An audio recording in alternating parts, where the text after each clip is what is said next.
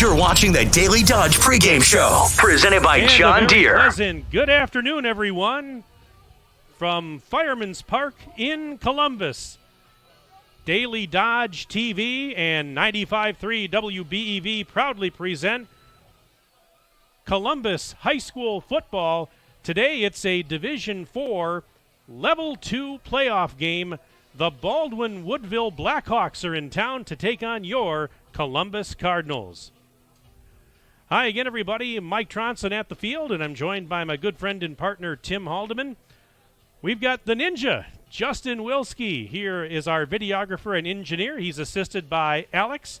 And we've got Kyra back at the 95.3 studios engineering our radio simulcast today. And we welcome you to this broadcast, which is brought to you by our presenting video sponsors, Columbus Family Dental and Hometown Glass and Improvement. Today's game is also brought to you by John Deere Horicon Works, Reed Chrysler Dodge Jeep Ram, McKinstry's Home Furnishings, Lamer's Bus Lines, Farmers and Merchants Union Bank, Prairie Ridge Health, your Dare to Dream team at eXp Realty, Kestrel Ridge Golf Course, Cardinal Lanes in Columbus.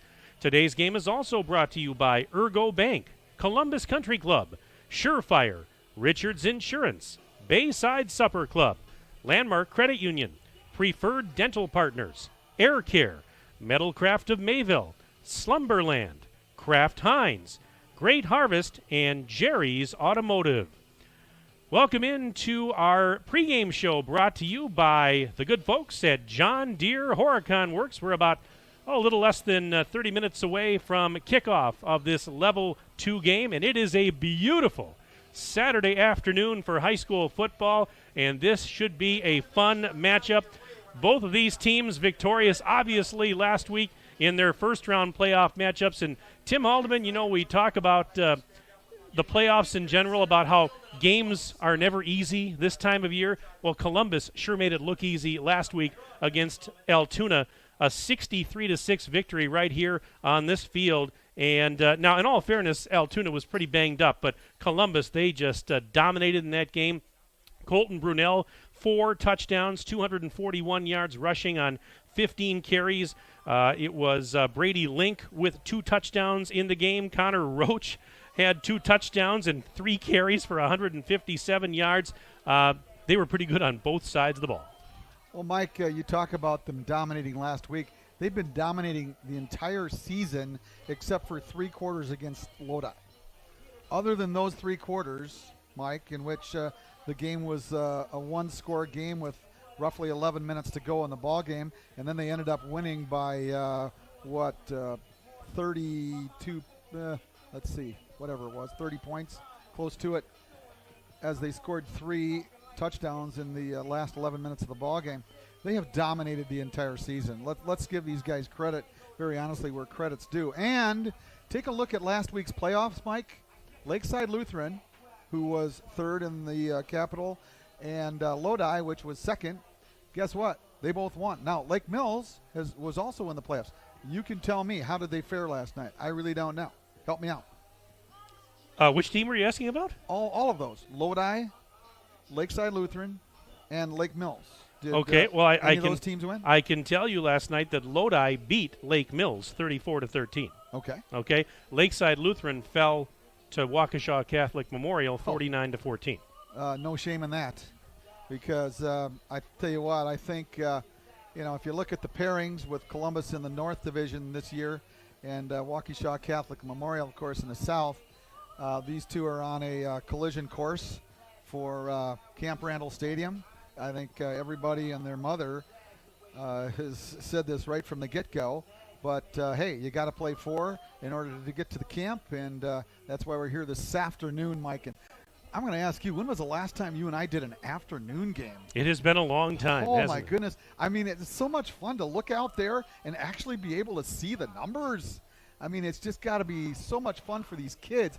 These kids are going back to their youth days, because you played youth football in the daytime for the great majority of them. And once you get into high school, everything turns to night football. And let's face it, the difference between a night game and a day game is like night and day. Sorry. Well, Columbus, of course, coming into this game at 10-0 on the season, champs of the Capital Conference. They are the number 1 seed in this playoff bracket, and a rather easy time of it, as we mentioned, in their win last week over Altoona.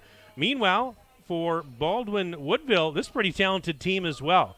This Blackhawks team comes in with a 7-2 overall record. They were victorious last week at Adams Friendship by the score of 48-36. Now, Baldwin Wood is a 5 seed, but I think that's a little misleading because if you listened closely to what I just said, they've played one fewer game than most of the teams. They've only played 9 games. They had a game at the beginning of the season they were not able to play it due to lightning and the weather that night, and unfortunately, it was not counted as a forfeit. It just was not made up. So that probably cost them a higher seed. Tough to say, but I firmly believe they're probably a 2 or a 3 seed, not a 5 seed, but it doesn't make them any less dangerous. They come out of the very, very tough Middle Border Conference where they finished in a tie for second place with Rice Lake. Ellsworth won that conference, and that is a conference that historically has been very, very good. We've talked, you and I, Tim, about how good the Capital Conference is down in this part of the state. That Middle Border Conference with Ellsworth, Baldwin Woodville, Rice Lake, St. Croix Central, Somerset, the list goes on. They historically have been very competitive. They've sent a lot of teams over the years to state. As a matter of fact, 20 years ago, 2002, you and I called a state title game in Division 5 when Somerset beat Marshall. So that's just one example of how quality the conference is. And oh, by the way, speaking of quality, Baldwin Woodville's quarterback, he's a quality athlete. Mason Werner, let me tell you what he did last week against Adams Friendship. He accounted for all 7 touchdowns that the Blackhawks scored. He was 18 of 21 with his arm for 317 yards and 2 passing touchdowns. He also ran for 5 touchdowns in the game. And you look at the numbers on the season for Werner, he's thrown, if these stats are accurate, he's thrown for 1,726 yards, 22 touchdowns, and only 2 interceptions. Guy's pretty good.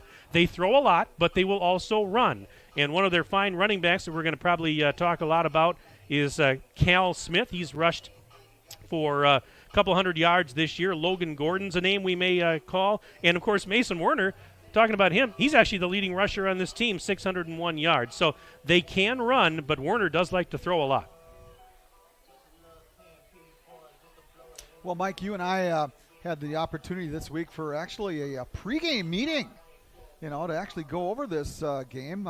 Thursday night, you and I attended a local volleyball game together, and that's one of the things that we discussed was the fact that this ball club is very well-rounded. Columbus is going to have to be ready. Needless to say, the coaches know all of this kind of fun stuff, but let's face it, the clubs, for the great majority, except for Lake Mills, are pretty much run first in the Capital Conference. So, they're accustomed to that. This is going to be a little bit different atmosphere for them here today. But, boy, I'll tell you what, I like our chances. I think they're really, really good. I don't foresee, a 45-0 game at the half. But wouldn't bother me one bit if we had it. So that's our matchup today. We've got Columbus. We've got Baldwin Woodville. And we're glad you're with us here on Daily Dodge TV and 95.3 WBEV. Right now we're going to step aside, but we'll come back and we'll continue the John Deere pregame show. Up next, you'll hear some comments from Columbus head coach Andy Selgrad. Our colleague Wade Bates had a chance to visit with Coach Selgrad earlier this week, and we'll play the interview for you when we continue. You are listening to Columbus High School playoff football on Daily Dodge TV and 95.3 WBEV. John Deere not only builds great equipment, it's a great place to build your career and a high quality of life. You see, there's a certain kind of pride in being a part of a great American brand. It's the security that comes from learning new skills you'll have for a lifetime, a more confident future with unlimited growth opportunities, and the knowledge that you're valued and rewarded with a competitive benefits package. We're Deere strong and Horicon proud. Are you one of us?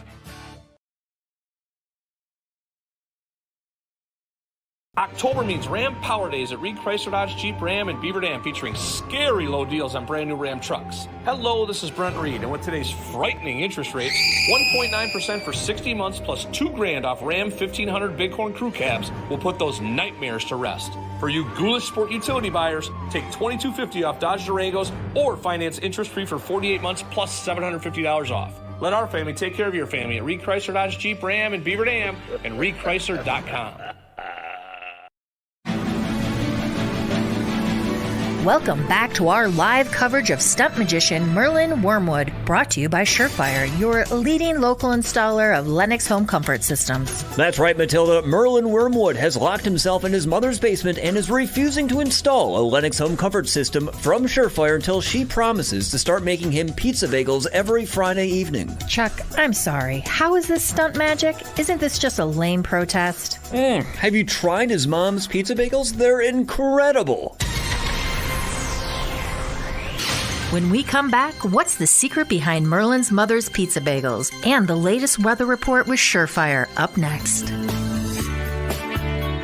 With a finance plan to fit every budget, today is the time to upgrade to new Lennox home comfort system from Surefire, your local Lennox premier dealer. Online at surefireinc.com. Be sure with Surefire. American drivers overpay an average of $368 per year on their auto insurance. Why? Because, well, insurance is hard. It's complicated. It's time-consuming to get quotes from multiple companies, so we overpay. Or we call Richards Insurance in Beaver Dam. Make one call and receive a quote from a great company like Auto Owners Insurance. The team at Richards Insurance will literally do all the work for you. So if you could be saving money each month with an Auto Owners Insurance policy, you'll know about it. How much will you save with Richards Insurance? To find out, call Richards Insurance or stop in at 123 North Spring Street, downtown Beaver Dam. With offices in Columbus, Watertown, West Bend, and Oshkosh. With over 50 employees and hundreds of years insurance experience across 5 offices, you'll get full-service counseling with no obligation. Your auto owner's insurance carrier is Richards Insurance in Beaver Dam. Call 887-1615. We'll be there with you. Richards Insurance of Beaver Dam. Columbus High School football coach Andy Selgrad joins us now as his squad gets ready for a Saturday Division IV Level 2 matchup with Baldwin Woodville, a game you're hearing on 95.3 WBEV and watching on Daily Dodge TV. Coach, before we talk about Baldwin Woodville, your Level 1 opponent, Altoona, came to town. Are you happy with how your team just took care of business? I am. We went into that game. We had some things that we needed to work on, and the outcome was about as good as you can expect. So, it's just a very business-like, workman-like type of game for us, and so I was very happy with that. What types of goals do you set in games? Do you set, besides obviously when we get to the playoffs, you want to win football games? Or if you're going into a football game knowing that, hey, your team's pretty good and you may have some success, do you set other types of goals to accomplish as well? We do. I'd like to keep those with the team, but yeah, we do definitely every week. Coach, so you get the victory last week, and how long do you get to enjoy it before you start thinking about your next opponent? About 10 minutes. 10 minutes? Is that the same in the regular season as well, or just because it's the postseason you want to get as much time in as you can? It's every week, no matter what. I'm a film junkie, so as soon as we're done and heading home, I first thing I do is go on Huddle, see who's put their film up, and I start watching it right away. So I kind of learned that from some of my previous head coaches that I worked under, Coach Gnavak, Coach Jorgensen, both of them. It's just our nature. Coach, so you got Baldwin Woodville coming to town. First of all, I guess I didn't ask you about this last week. Just your thoughts on kind of moving north the way that the WIAA potted you and seeing some teams that maybe you're very not familiar with. It's kind of it's exciting. It is, because going through the Capital Conference is a gauntlet. The conference schedule week to week is tough. And there's so many quality teams, there's so many quality opponents, quality football coaches. It's a grind. And so to not have to go through that gauntlet again, I'm not going to lie, I wasn't disappointed by that. So it's nice to see some different teams, some different types of football out there, and get to see some new faces. Coach, game got moved to Saturday, Baldwin Woodville, darn near in Minnesota. And so with that extra day to prepare, I know we were talking, you're a coach. So many football coaches are routine-type coaches. You want to go A to B to C and keep things the same every week. But now you got that extra day delivered to you with the 1 o'clock start on Saturday. What do you do with that extra day, and just how does that change how you prepare? Well, first thing, it gives us an extra day to kind of rest up. When you're getting to week 10, week 11, and so on, you start getting some bumps and bruises, and, you get a little bit tired. So right away, just having a little bit extra time to rest and prepare is always a good thing. For me, from a coaching perspective, I am a routine guy. So hopefully moving it to a Saturday at 1 isn't going to be too much of a disruption. Bottom line, we got to play the game regardless of when it is. So in my opinion, playing at home is more important than when we play. Coach, Baldwin Woodville out of the Middle Border Conferences. What can you tell you about that league, and what can you tell us about Baldwin Woodville? Well, that's a quality conference. It really is. Top to bottom, I'd say it's similar to what we have here in the Capital Conference. You've got Ellsworth, you've got Rice Lake, Baldwin Woodville. Those are all really good football teams. So I know they've been battle-tested, and they've got a quality team, and we're going to have to play really good football to be able to compete on Saturday. When you watch film, what challenges do they bring to the table? What are they good at? They're a very balanced team, really. They pass a little bit more than they run the ball, but as a whole, if you look at their stats and their yardage, it's darn near 50-50 between run-pass. So they can attack you in a lot of different ways. They've got good team speed. They're really tall. They got some really tall guys. I'm a short guy already, so it makes me feel even worse about myself. But they've got a lot of weapons on both sides of the ball, and they're really aggressive, and it's going to be a challenge. So what are some of the keys to the game if you want to move on to the quarterfinals? We just got to do our job. We got to play our game. We got to dictate how the game's going to go. We got to control the line of scrimmage, and that's the same week in and week out. So if we control the line of scrimmage both offensively and defensively, we'll be in good shape. I think we match up pretty well against them. The good thing is the type of offense they run is something we've seen numerous times in the Capital Conference, so it's not going to be something foreign. So I think we just got to keep our heads, keep our composure, and control the line. Coach Andy Selgrad, I appreciate the time, and good luck on Saturday. All right, thanks, Wade. Columbus football on 95.3 WBEV and Daily Dodge TV. Cardinal Lanes in Columbus is proud to support the Columbus Cardinal football team. Cardinal Lanes is now open and the place to go when you want to have a great time with friends and family. Check out their 12 lanes of bowling and a large event space. They also feature a great menu and weekly specials like Friday Fish Fry. Follow Cardinal Lanes on Facebook and check them out online at cardinallanescolumbus.com. Cardinal Lanes open 7 days a week, 10:30 a.m. to midnight. Go Cardinals and let the good times roll. As the Columbus Cardinals rev up their playoff season, golf season is winding down. But the fun continues at Columbus Country Club. Check out their new menu with great sandwiches, jumbo wings, and handmade pizzas, and enjoy their Friday Fish Fry year-round. Get ready for prime rib every other Saturday starting in January. This winter, join Columbus Country Club for euchre tournaments and Sunday brunch. Follow on Facebook and stop in Highway 73 right in the middle of Columbus behind Fireman's Pavilion. Columbus Country Club, a proud supporter of the Columbus Cardinals.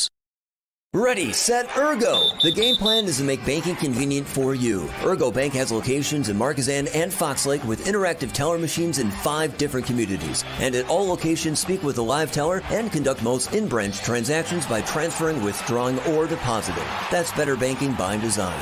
Open 7 a to 7 p. Monday through Friday, 7 to noon on Saturdays. Call them today at 920-398-2336 or visit ergobank.com. Ergo Bank, an equal housing lender and member FDIC. Your Dare to Dream team at eXp Realty cheers on the Columbus Cardinals in the playoffs. Linda and her dream team, daughter Ember and son Eric at eXp Realty, have been proudly serving your real estate needs for over 25 years in our community. They'll help you navigate through all of your real estate needs, making your dreams come true. Visit them online at daretodreamproperties.com. Your Dare to Dream team, proud supporters of the Columbus Cardinals. If you ask a community member what comes to mind when they think Farmers and Merchants Union Bank, chances are they'll say our commitment to our community, and that's why we're proud to cheer on our Columbus Cardinal football team. Farmers and Merchants Union Bank has been proud to offer the latest in banking technology and great customer service for generations. Check us out today at fmub.bank or stop into one of our 6 convenient locations. And go Cardinals! Farmers and Merchants Union Bank, member FDIC and equal housing lender. Kestrel Ridge Golf Course is cheering for the Columbus Cardinals on their journey through the postseason.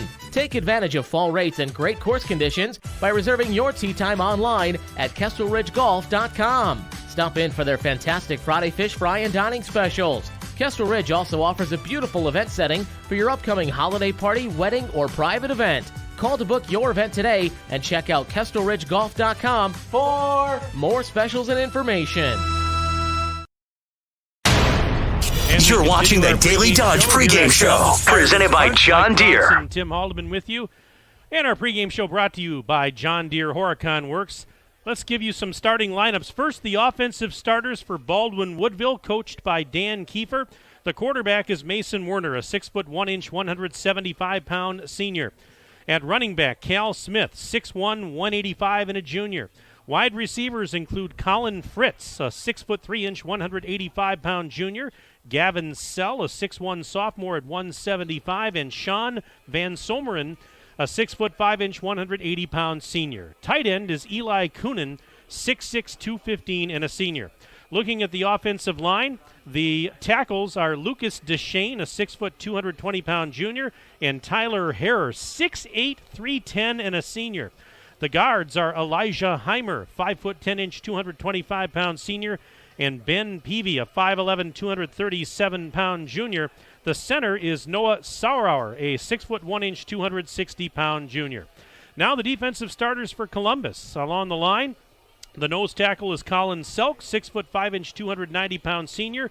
Defensive ends are Jamison Sullivan, a 6'5", 255-pound senior, and Brady Engel, 6'3", 240, and a senior. Linebackers on the outside, Jefferson Mowbray, a 6'3" junior at 185, along with Axel Elaine, a sophomore at 6'2", 180. Middle linebackers are Milani Aragon, a senior at 5'11", 200, and also Colton Brunel, 6', 205-pound junior. The cornerbacks are Brady Link, a 5'9", 190-pound junior, along with Braxton Knockreiner, 6 feet tall, 185, and a senior. And rounding out the starters defensively for Columbus, the safety is Riley Knockreiner, 6', 185-pound junior. Cardinals, of course, coached by Andy Selgrad. We'll step aside for the national anthem, back for the opening kick after this on 95.3 WBEV and Daily Dodge TV. Lamers Bus Lines. Our community needs you. What drives you? Drive for Lamer. I wanted to do something good for my community, and now I get to make a difference in kids' lives. Call or visit us at GoLamers.com for more information. There's only so much fishing a retired guy can do. What drives you? Drive for Lamers. Our kids need us.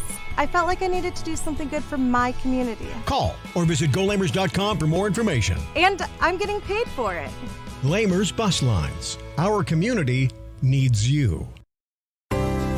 At Prairie Ridge Health, we believe that orthopedics is more than surgery. It's about getting your life back. Our collaborative team of expert surgeons, therapists, and nurses work together to get you back to feeling pain-free in your daily life. Our innovative and proven program is designed to get you from hospital to home with confidence. Find out how the Prairie Ridge Health orthopedic team can help you at prairieridge.health. Prairie Ridge Health accepts over 70 major insurances, including Dean. October means Ram Power Days at Reed Chrysler Dodge Jeep Ram in Beaver Dam, featuring scary low deals on brand new Ram trucks. Hello, this is Brent Reed, and with today's frightening interest rates, 1.9% for 60 months plus $2,000 off Ram 1500 Bighorn crew cabs will put those nightmares to rest. For you ghoulish sport utility buyers, take $2,250 off Dodge Durangos or finance interest-free for 48 months plus $750 off. Let our family take care of your family at Reed Chrysler Dodge Jeep Ram in Beaver Dam and ReedChrysler.com. We want to get you into your comfort zone. Chad Guzzi here of Air Care in Beaver Dam. We are your heating and cooling experts with more than 40 years of experience. Our trained professionals install forced air systems, zoning, boilers, in-floor heating, geothermal units, mini splits, and more to keep you in the zone. We want you to be completely comfortable with an efficient, quiet system that is designed specifically for you, your home, and your budget. Find your comfort zone with Air Care. AirCareInc.com. You're watching the Daily Dodge pregame show, presented by John Deere. As we are just about set for the kickoff of this Level 2 playoff game in Division 4, it's Columbus hosting Baldwin Woodville. And for those of you on the radio side of things today, Columbus is wearing red jerseys and pants with white numbers, white helmets. Meanwhile, Baldwin Woodville today, they have got white jerseys with black pants. They have black numbers with some red outline around them and some gray helmets with some red and white trim on the helmets. We'll be underway here momentarily. Once again, our pregame show brought to you by John Deere Horicon Works, and we thank them for their continued support of high school athletics here on Daily Dodge TV and 95.3 WBEV. Well, the WIAA State Football Finals are scheduled for November 17th and 18th at Camp Randall Stadium in Madison. All tickets are sold online, so there are no long lines to purchase them. Order your state finals tickets online in advance by clicking on the tickets link located at the top of the WIAA homepage and navigating to the state football finals option. The website, of course, WIAAWI.org. Hey, send us an email during the broadcast today. We love to hear from you. And our email is sports@dailydodge.com. Sports@dailydodge.com. We'll take your name, where you're from, who you're cheering for, and we'll be happy to give you a shout-out during the game today. We love hearing from a lot of our viewers and listeners each and every week. And we know we're going to hear from a lot of Columbus fans today. But if you're a Baldwin Woodville fan, don't be afraid. Send us an email. Let us know where you're tuning in from today. And we welcome you as viewers and listeners to this game. Glad you're with us today. And it's a beautiful, beautiful Saturday afternoon here in Columbus for this one. Of course, this game got moved to today because of the long drive for Baldwin Woodville to get here. In fact, I talked to Coach Dan Kiefer on the field a few minutes ago, and they left at 6:30 this morning. I said, whoa, you left early. He says, well, we stopped and we had a team breakfast. So they dined on the way, and they had a nice breakfast and took their time getting here. And, hey, they're excited to be playing. We're excited to be here as well. Amen, brother. And, Mike, I couldn't help but just take a quick synopsis of when we first came on the air and you listed yourself and myself and Ninja and everybody and Kyra back at the studio. And I'm going like, what a cast of characters. Absolutely. And, boy, I'm telling you, we're all having fun. That's the name. Oh, we forgot Schweitz over here doing the clock. And, of course, Jared Fox doing the PA today. Unlike none other, of course, Marlon Hensler not here today. He's at the state cross-country meet. So here we go, Mike. Take it away, partner. All right, Corbin Hines is going to kick it away for Columbus.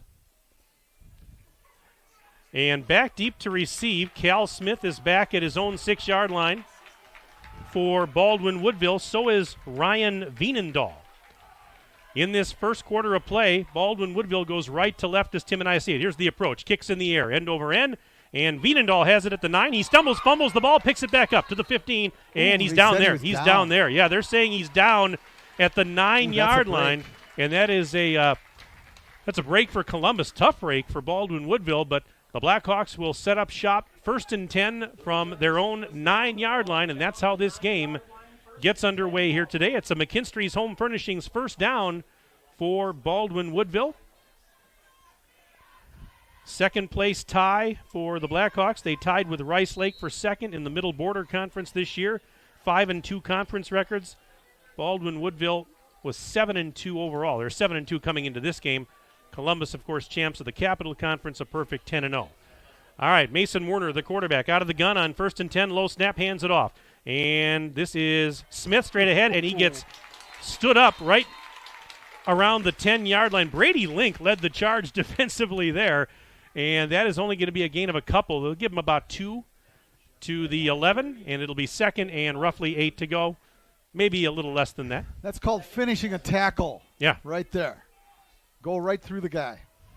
After a gain of close to 3, on 2nd down, back to throw is Werner throws. It is great catch. Caught. Yes, a diving catch by Cal Smith at the 21-yard line to give the Blackhawks a McKinstry's Home Furnishings first down. He had to go down to get that one, and great catch by Smith. And it's a gain of about 9 yards. I gave him Close 10. to 10. All right, we'll give him 10. 1st and 10 for the Blackhawks. Low snap again. Werner's going to throw. It is incomplete. And the intended target over on the right side of the field was Colton Hush. 5'7", 138-pound junior. But it fails to connect. 2nd and 10 coming up. That was a bubble screen to the right, and very honestly, it was a little too hot to handle as Werner threw a fastball to his intended receiver. But if it were to have been completed, I don't think he would have got much. 3 receivers to the left, 1 to the right. Smith is the lone setback. And Werner again out of the shotgun on this 2nd and 10 play from his own 21-yard line. Takes the snap. Good protection. He's going to launch it. Right side. Got a man. It's incomplete. And the intended target was Gavin Sell, one of the wide receivers. Braxton Knockreiner was out there in coverage. The ball just a tad overthrown, but fortunate for Columbus because Knockreiner got beat by a step or 2. Well, he was pretty much, half a step, but I'll tell you what, Knockreiner was right with him. I think if Werner had it to do all over again, he would have put a little more air under that ball and just allowed his receiver to adjust to it.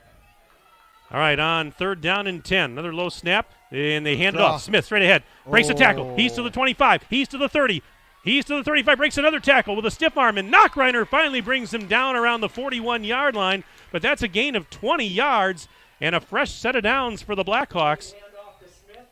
It'll be 1st and 10 for Baldwin Woodville just across their own 40-yard line, moving right to left.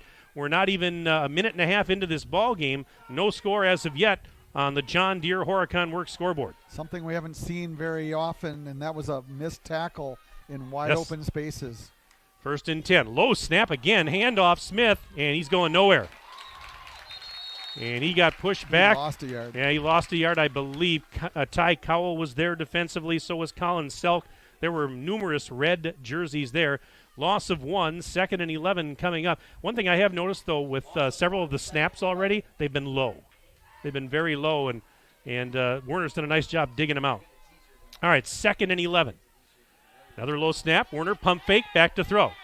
He's going to run to the right side, throws off his back foot. He's got a man wide open on the side of the field, and it's caught. That is Colin Fritz that makes the reception, and he gets into Columbus territory down near the 40-yard line, and that would be a gain of 19 yards.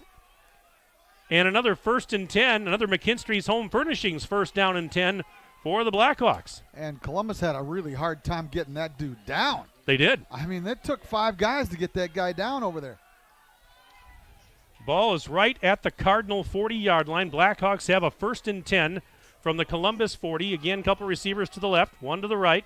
Out of the gun, Werner. They motion a man. That's Hush. Fake the handoff. Werner on the keeper, and he will get smothered and lose yardage. Well, leading the charge was Colin Selk. He had some help from his friends, but it's a loss on the play of almost 2 yards. We'll call it 2nd and a short 12 for the Blackhawks at the Columbus 42-yard line. 9:25 and counting left in a scoreless first quarter on the John Deere Horicon Works scoreboard.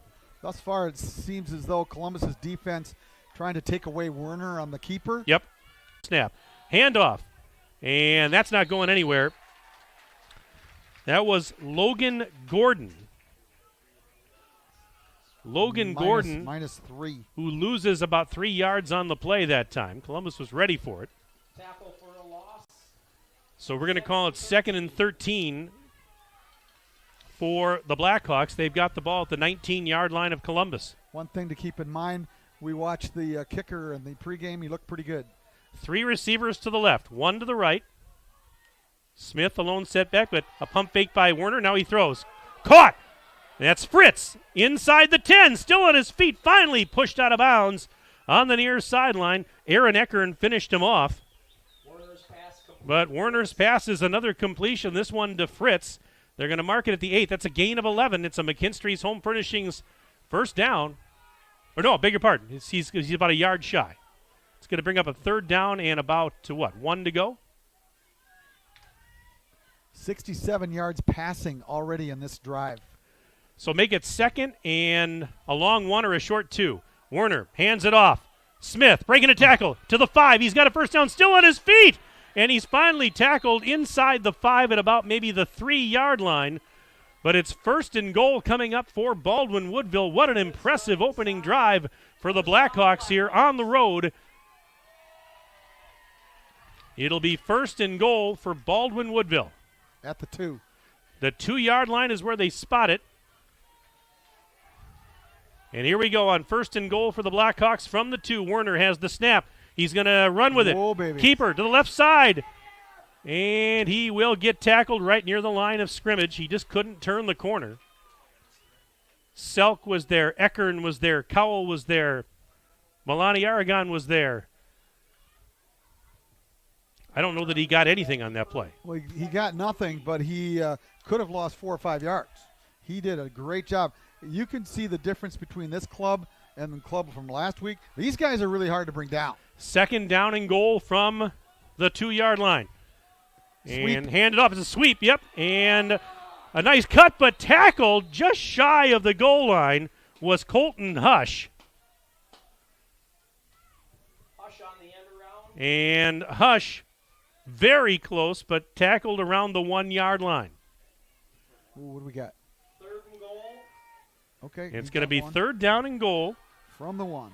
From the 1. 6:14 and counting left in the first quarter on the John Deere Horicon Works scoreboard. Here we go. Third and goal for the Blackhawks, and we've got a timeout. This timeout brought to you by Reed Chrysler Dodge Jeep Ram. Let our family take care of your family, and it's a timeout. We'll keep it right here. And we did get our first email of the day. Oh, my goodness. This is from Joe Zander. It says, tell Jared to keep up the good work. It says, no rhyming, Fox. He says, Fox once palmed a medicine ball. Is that true? Jared Fox filling in for Marlon Hensler on the PA here today. Joe, you're crazy. Again, we'd like to hear from you, folks. Send us an email, sports@dailydodge.com, sports@dailydodge.com. We'll take your name, where you're from, who you're cheering for. We know you're out there. We had quite a nice audience last week when Columbus played Altoona, and I'm sure there's a lot of folks tuned in today, especially those of you up in the west central part of the state that maybe weren't able to make the long drive down here from the Baldwin-Woodville area. An area that I'm very familiar with, by the way. I grew up in the Twin Cities and went to college at UW-Eau Claire, so I've driven through Baldwin and Woodville many, many times over the years. All right, third and goal for the Blackhawks. From the 1-yard line, Werner out of the gun. They motion a man. Werner going to throw. It is knocked down. Batted down. I believe that was Sullivan that knocked it down. And it's fourth and goal. Now what do you do? I mean, you've got a good kicker, but you're on the 1-yard line. I mean, I wouldn't fault him for going for it here. Mike, I was going to say prior to this that the Blackhawks have found it difficult to run inside in this entire drive. That's not been their expertise in this drive. Now they've only got 1 yard to work with, and well, that right there was a bunch of paws up there to knock that one down. Fourth and goal for the Blackhawks from the 1. Werner gives it up to the left side. Diving for the pylon. Touchdown, Baldwin Woodville. Oh, my gosh, that was so close. Colton Hush with a 1-yard dive to the pylon. And with 5:53 to go first quarter, it's 6-0 Blackhawks. I'm going to tell you something, folks. I'd like to see that one in replay. Ninja, you got it? Yeah? It just played? Okay, I'll tell you what. I'd like to have a whole lot better angle than what we've got, because in pros and college, they're going to go to replay on that one. It was so close. Davis Paulson attempts the extra point. Kick is up. Kick is good. 7-0. Baldwin Woodville leads Columbus on the John Deere Horicon Works scoreboard. Back in 1 minute. Daily Dodge TV and 95.3 WBEV. At the Bayside Supper Club on Thursdays from 5 to 8:30, you can have the famous chicken wing and rib combo for $12.99, 10-ounce prime rib for $16.99, or all-you-can-eat deep-fried fantail shrimp for $14.99. Friday is the all-you-can-eat chicken and fish seafood buffet from 4:30 to 9, and Saturday is the prime rib shrimp seafood buffet from 5 to 8:30. Sunday brunch is back every Sunday from 10:30 to 1:30. Book your wedding, anniversary, or birthday celebration now for 2022. Cardinal Lanes in Columbus is proud to support the Columbus Cardinal football team. Cardinal Lanes is now open and the place to go when you want to have a great time with friends and family. Check out their 12 lanes of bowling and a large event space. They also feature a great menu and weekly specials like Friday Fish Fry. Follow Cardinal Lanes on Facebook and check them out online at cardinallanescolumbus.com. Cardinal Lanes open 7 days a week, 10:30 a.m. to midnight. Go Cardinals and let the good times roll.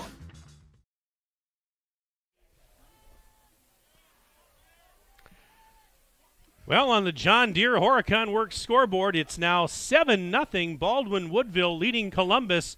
And Tim Haldeman, that was an impressive opening drive by the Blackhawks. Did I hear right? 17 plays on that opening drive. 17 plays. It took them 6 minutes and 7 seconds. So, and they went, what, 91 yards? Oh, they went 91 yards. 91 yards, folks. Yep.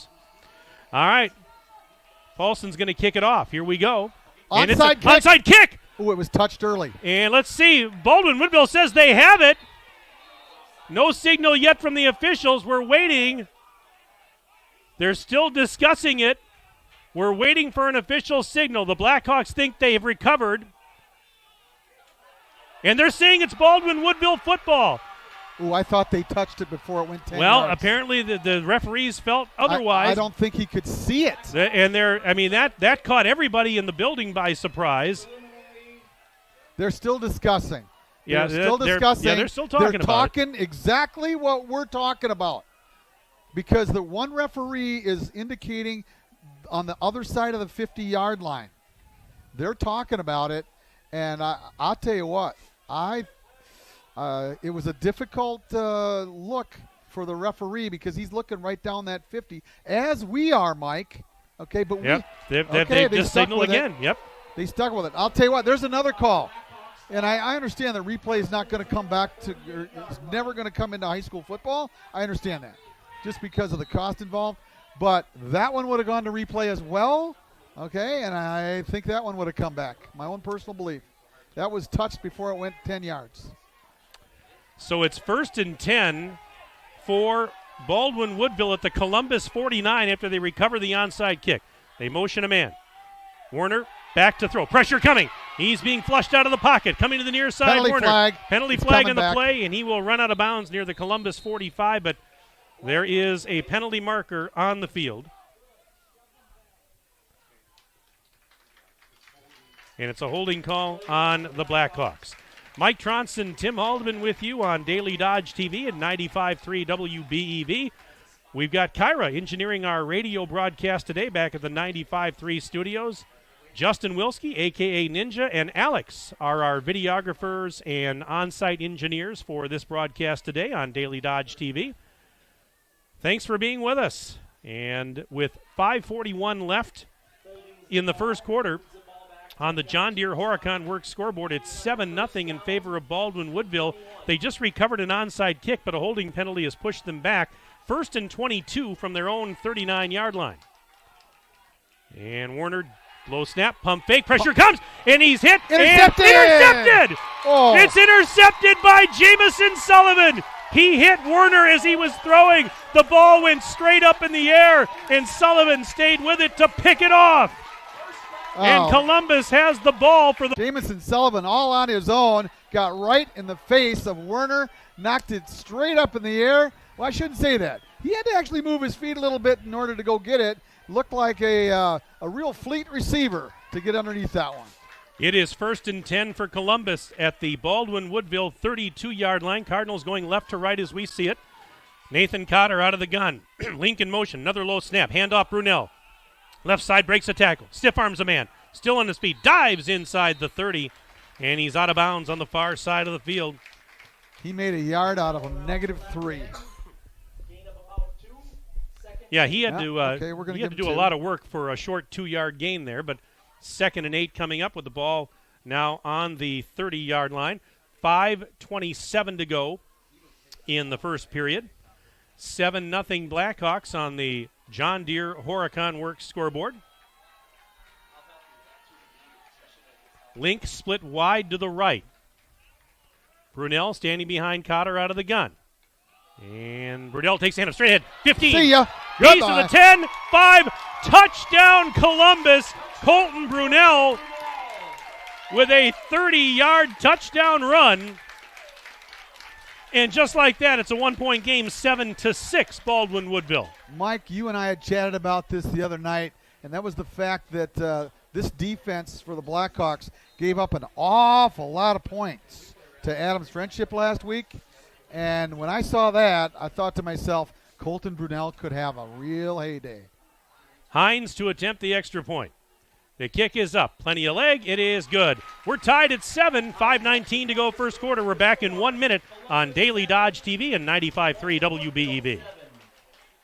As the Columbus Cardinals rev up their playoff season. Golf season is winding down. But the fun continues at Columbus Country Club. Check out their new menu with great sandwiches, jumbo wings, and handmade pizzas, and enjoy their Friday fish fry year-round. Get ready for prime rib every other Saturday starting in January. This winter, join Columbus Country Club for euchre tournaments and Sunday brunch. Follow on Facebook and stop in Highway 73 right in the middle of Columbus behind Fireman's Pavilion. Columbus Country Club, a proud supporter of the Columbus Cardinals. My dentist cares about me. Hi, this is Dr. Adam Forster. At Columbus Family Dental, we care about you and kids or cosmetic work for yourself. We're here waiting for you. Call us today at 623-5559 to set up your no-pressure, free consultation to see if we're the right fit for you.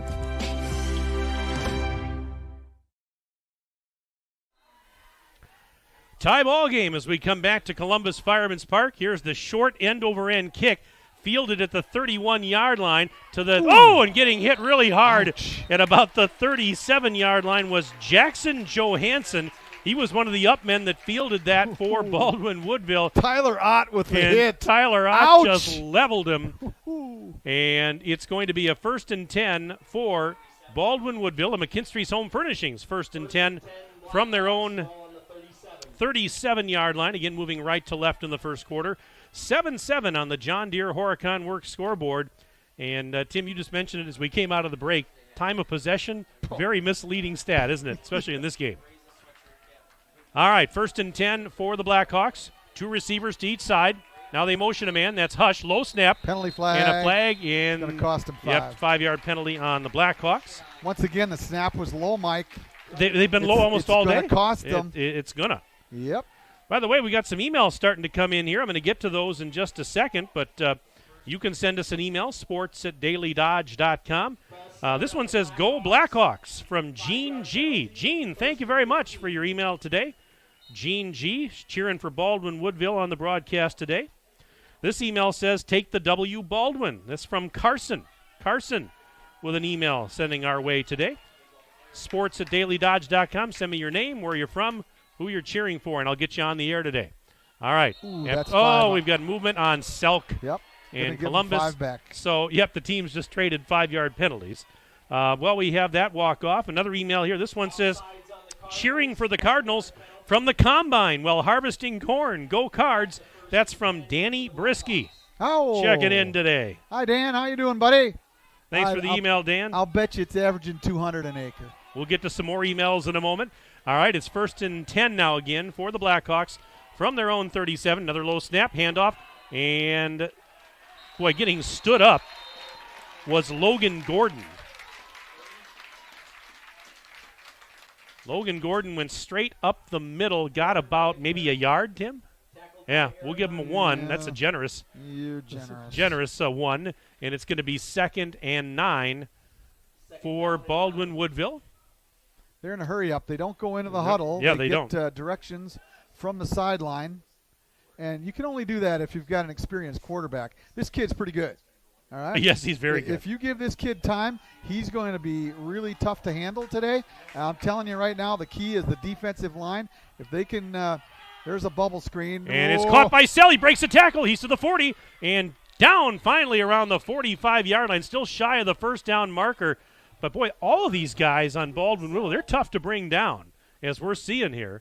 And they marked this right at the 45-yard line. So it was a gain of 7 yards, and it's going to set up a 3rd down and 2 for the Blackhawks. And got another email to get to. This one says, 2 uncles and cousin Leah enjoying watching Mason and the Blackhawk team today. So they're cheering for Baldwin-Woodville. Thank you very much for that email. sports@dailydodge.com is where you can send us your message today. Let me know who you're cheering for. Columbus almost went offside. Give me your name and where you're from. End. Oh, timeout. Timeout has been called. Timeout brought to you by Reed Chrysler Dodge Jeep Ram. Let our family take care of your family. We're back in 1 minute. Daily Dodge TV, 95.3 WBEV. October means Ram Power Days at Reed Chrysler Dodge Jeep Ram in Beaver Dam, featuring scary low deals on brand new Ram trucks. Hello, this is Brent Reed, and with today's frightening interest rates, 1.9% for 60 months plus $2,000 off Ram 1500 Bighorn crew cabs will put those nightmares to rest. For you ghoulish sport utility buyers, take $2,250 off Dodge Durangos or finance interest-free for 48 months plus $750 off. Let our family take care of your family at Reed Chrysler Dodge Jeep Ram in Beaver Dam and ReedChrysler.com.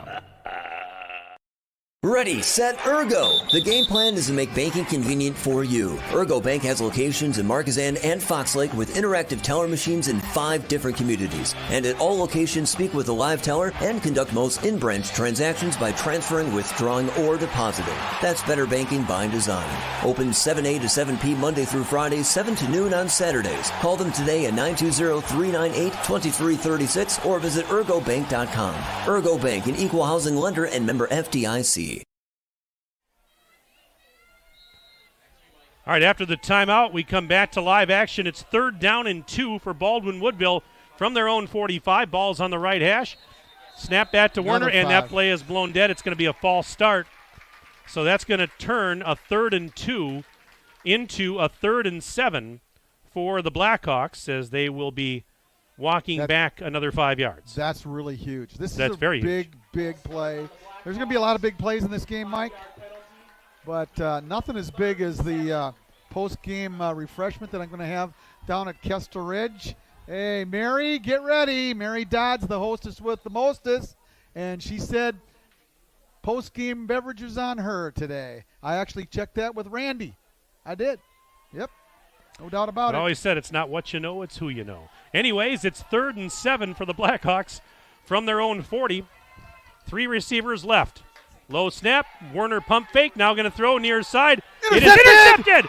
And he could go. Knockreiner down the right sideline, 30, to the 20, to the 10, and finally tripped up at the 5-yard line. Riley Knockreiner picks off the pass, takes it down the sideline all the way to the 5-yard line, and it's 1st and goal for Columbus. That's just great basketball, football savvy, experience, okay? Experience. How many square out and goes have they thrown so far today? Numerous. They have a real quick, fake to the outside, and then they go. And that time, Knockreiner just smelling it. And there we got a penalty, illegal substitution on Columbus. Yeah, they just threw the flag before they could get the play off. So a 5-yard penalty on Columbus. Ouch. Don't want to see that happen, but that'll back him up another 5 yards, so it's going to be a 1st and goal from the 10. They keep a close watch on Milani Aragon. He just came over to the sideline, holding his arm a little gingerly. Just keep a watchful eye on that one to see if he is able to continue. All right, for right now, as it stands, it's 7-7. On the John Deere Horicon Works scoreboard, but a 1st and goal for Columbus from the 10. And the give to Brunel. Right side he goes, inside the 10, inside the 5. Dives to the goal line, and he's in. Touchdown, Columbus. Colton Brunel with a 10-yard house call. And it's 13-7 in favor of the Cardinals. Oh, I like that, Mike. House calls. I like that. You just keep amazing me. I try. So Columbus with, oh my goodness, 3 plays from scrimmage. 3! 42 yards and they've scored on 42 yards in total on 3 carries crazy, for Colton Brunel, and they are up 13. Whoops, that Hines' was no extra good. point is blocked, yeah. So the extra point, no good, but it's 13-7 Columbus. We're back in 1 minute. Daily Dodge TV and 95.3 WBEV. Your Dare to Dream team at eXp Realty cheers on the Columbus Cardinals in the playoffs. Linda and her dream team, daughter Ember and son Eric at eXp Realty, have been proudly serving your real estate needs for over 25 years in our community. They'll help you navigate through all of your real estate needs, making your dreams come true. Visit them online at daretodreamproperties.com. Your Dare to Dream team, proud supporters of the Columbus Cardinals. If you ask a community member what comes to mind when they think Farmers and Merchants Union Bank, chances are they'll say our commitment to our community, and that's why we're proud to cheer on our Columbus Cardinal football team. Farmers and Merchants Union Bank has been proud to offer the latest in banking technology and great customer service for generations. Check us out today at fmub.bank or step into one of our 6 convenient locations. And go Cardinals! Farmers and Merchants Union Bank, member FDIC and equal housing lender.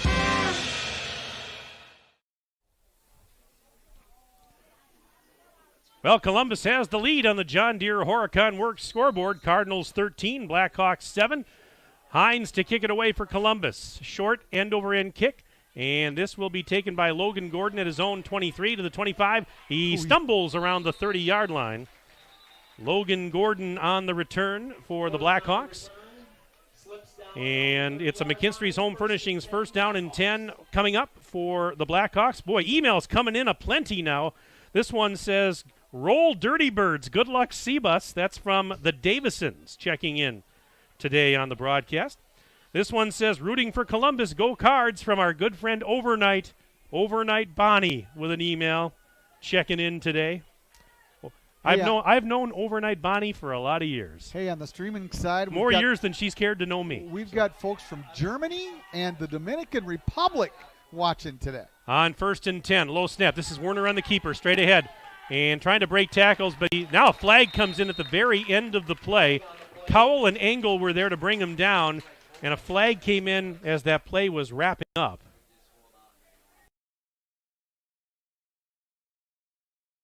Holding on the offense. Yeah, it's a holding call on Baldwin Woodville.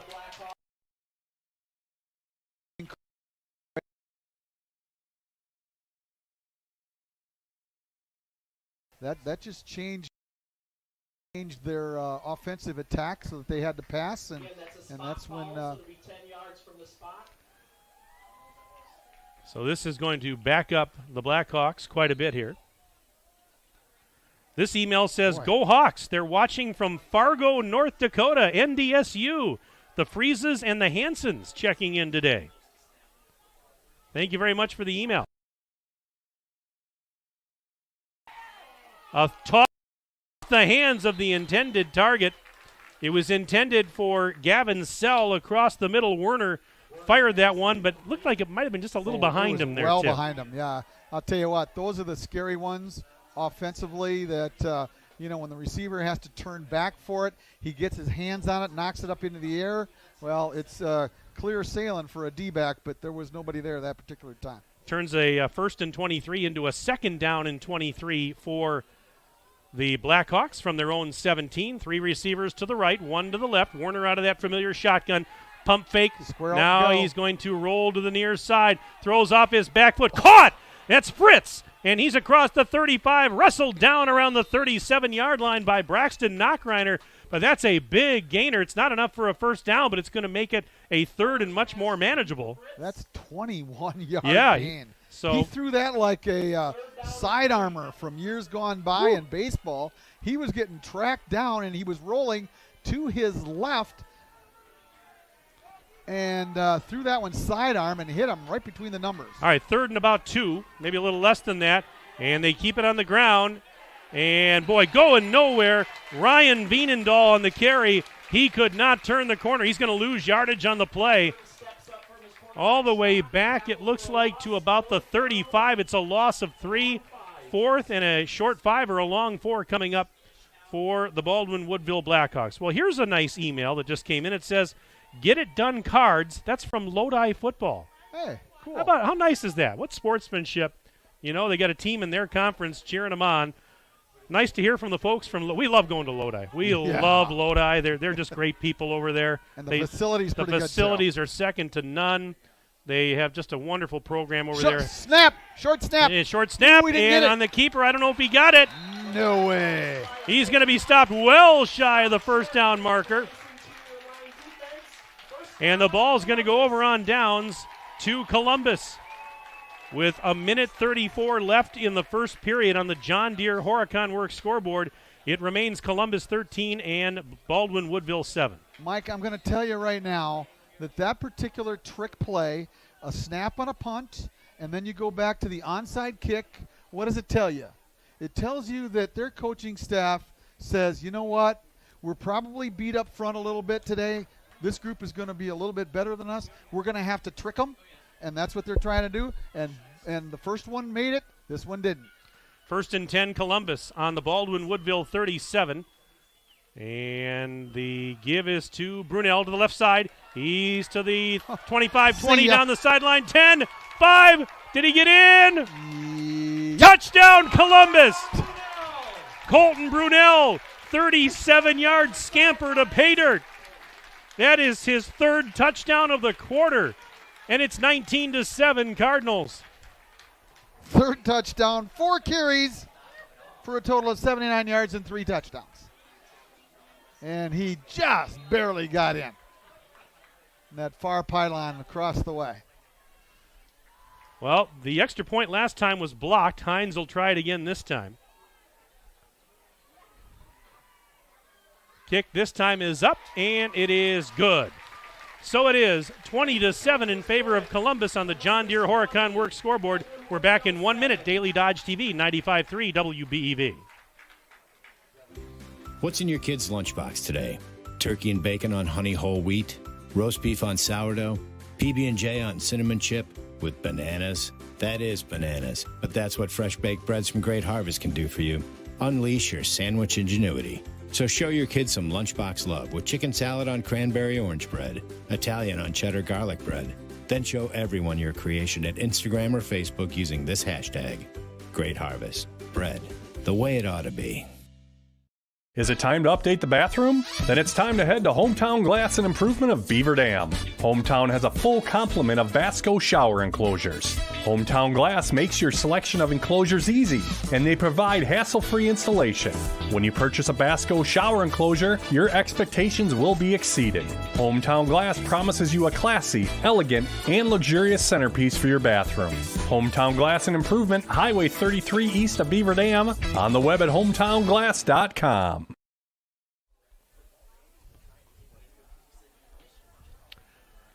Minute and 22 seconds left in quarter number 1 on the John Deere Horicon Works scoreboard. Columbus leads Baldwin Woodville 20-7. Colton Brunel, 3 touchdowns already in the first quarter for Columbus. Hines' kick is in the air, end over end, and will be taking it around the 14 to the 15, 20, 25. This is Smith, and he's out to about the 35, and actually across the 35 on a second effort. So a pretty nice return there of about 21, 22 yards. And that's where the Blackhawks will go to work. As I mentioned, lots of emails are coming in here, so we're going to get to those as we go along. This one says, Mason to Colin, that dude Fritz for the TD is the play we were waiting to hear. Go Blackhawks. From the, is it the Rouse? I hope I'm pronouncing that right. R-A-U-S, the Rouse checking in today with that email. Thank you very much. Yeah, and there's another one here. Go Blackhawks from Darcy Rouse. They throw on first down to the 40, 45, 50, 45. This is Sell down the near sideline and finally pushed out of bounds. Inside the 30 at about the 26-yard line of Columbus. First down, Blackhawks. 36 yards. Yeah, this email says, go Blackhawks from your Minnesota fans, and they're probably cheering that play just a moment ago. 129 yards through the air thus far in the ball game for the Blackhawks. And I'll tell you what, give Werner credit. He went to his secondary receiver that time, who was a bit underneath, and then the receiver that was down the field made a great play. Werner blocking. throws towards the end zone. It is caught inside the 5. What a catch by Logan Gordon with a defender hanging all over him. 23 yards on that 23 yards. It's first and goal for the Blackhawks. So McKinstry's Home Furnishings first down. My goodness, this team is explosive. First and goal from the 3-yard line, and as the ball is snapped, it's a procedure. Yeah, it's false start. False start penalty on the Blackhawks. That'll back them up 5. This email says, Joe, this is from Joe. He's checking in from Hudson. Says, my cousin Landon Egan is playing. Go Blackhawks, says Joe. Joe, thank you very much for the email today. Again, sports@dailydodge.com is where you'll find us. Sports@dailydodge.com. This one says, Baldwin for the win. That's from Parker. Parker Woodland. Thank you very much for the email, Parker. We do appreciate that. We'll get to some more here in a moment. All right, first and goal from the 8-yard line after the 5-yard penalty. Low snap. And they run a reverse. And this is Hush. Now he's going to throw. Halfback option. It is incomplete and almost intercepted. It was intended for Werner, actually, in the end zone. So they reverse. They run the reverse, and then they throw the option. And the intended target, Werner, in the back of the end zone, not able to come up with it. There's another one. They're pulling out. They're pulling out all the stops today. Yes, they are. They just know they're a bit outmanned, and they're going to trickery, Mike. All right, second and goal from the 8 for the Blackhawks. Werner hands it off. Draw play. And Smith fumble. He lost the ball. And Eckern recovers it. Aaron Eckern recovers the fumble. Smith fumbled, and Eckern was Johnny on the spot. And, boy, that is the one thing that is really hurting Baldwin Woodville today with 10 seconds left in the first quarter, 3 turnovers already. And Eckern returns this week after being out last week with a concussion. What a great way to come back and join your buddies in a big defensive play. All righty, so it's going to be 1st and 10 for Columbus from their own 11-yard line. We still have 10 seconds left in the first quarter. I feel like I've been here for a week. Yeah, it does, doesn't it? All right, on 1st and 10. Cotter out of the gun. Brunel standing behind him. Cotter wants to throw. Across the middle. Caught. Nope, dropped. Mowbray with the intended target. He had it momentarily. He dropped it. The cover man was Colton Hush, the cornerback. They were going to Brady Link on the out and go, and he was covered. Give the Blackhawks credit. So he had to go underneath to Mowbray and just a tick behind him. And I think if you talk to Mowbray, he'd probably tell you he should have had it. But luckily it wasn't popped up in the air and pick 6 going the other direction. 2nd and 10 for the Cardinals from their own 11-yard line. 5 seconds left in the first quarter. 20-7 Columbus on the John Deere Horicon Works scoreboard. And the give to Brunel to the 10, and he gets taken down near the line of scrimmage. And that's the way the first quarter comes to an end. After 1 here at Fireman's Park, our score on the John Deere Horicon Works scoreboard, Columbus 20 and Baldwin Woodville 7. Stay with us. We're back in 1 minute on 95.3 WBEV and Daily Dodge TV. Kestrel Ridge Golf Course is cheering for the Columbus Cardinals on their journey through the postseason. Take advantage of fall rates and great course conditions by reserving your tee time online at KestrelRidgeGolf.com. Stop in for their fantastic Friday fish fry and dining specials. Kestrel Ridge also offers a beautiful event setting for your upcoming holiday party, wedding, or private event. Call to book your event today and check out KestrelRidgeGolf.com for more specials and information. Hi, my name is Michelle, and I'm the plant manager for the Beaver Dam Kraft Heinz plant. I'm excited to share with you that we are rolling out new schedules to allow people more time with their families. Come meet me and my team and let us tell you about the exciting changes we are making to our schedules and our great benefits. Please go to careers.kraftheinz.com, search by Beaver Dam, and see all the opportunities we have available. We believe family time is important. Our new schedule will allow you to have a schedule that works for you and your family. All shifts are 12 hours with up to 3 to 4 days off per week. We also offer shift differentials and premiums for weekend work at Kraft Heinz. Mike and Tim welcoming you back into Fireman's Park here in Columbus. And did I just hear that right? 1,800 viewers right now on our Daily Dodge TV video stream. Actually, that's 1,800 devices. It could be more than one viewer on each device. But we're glad you're with us on Daily Dodge TV and also on 95.3 WBEV. We got you coming and going today. We've got radio and we've got you on the video stream. Hey, Mike, one from last week. I got R.J. Gross, who's a nephew or something on that order, and he wanted to give him best wishes. All right, as we start the second quarter, Columbus will move right to left as we see it, for those of you on the radio side.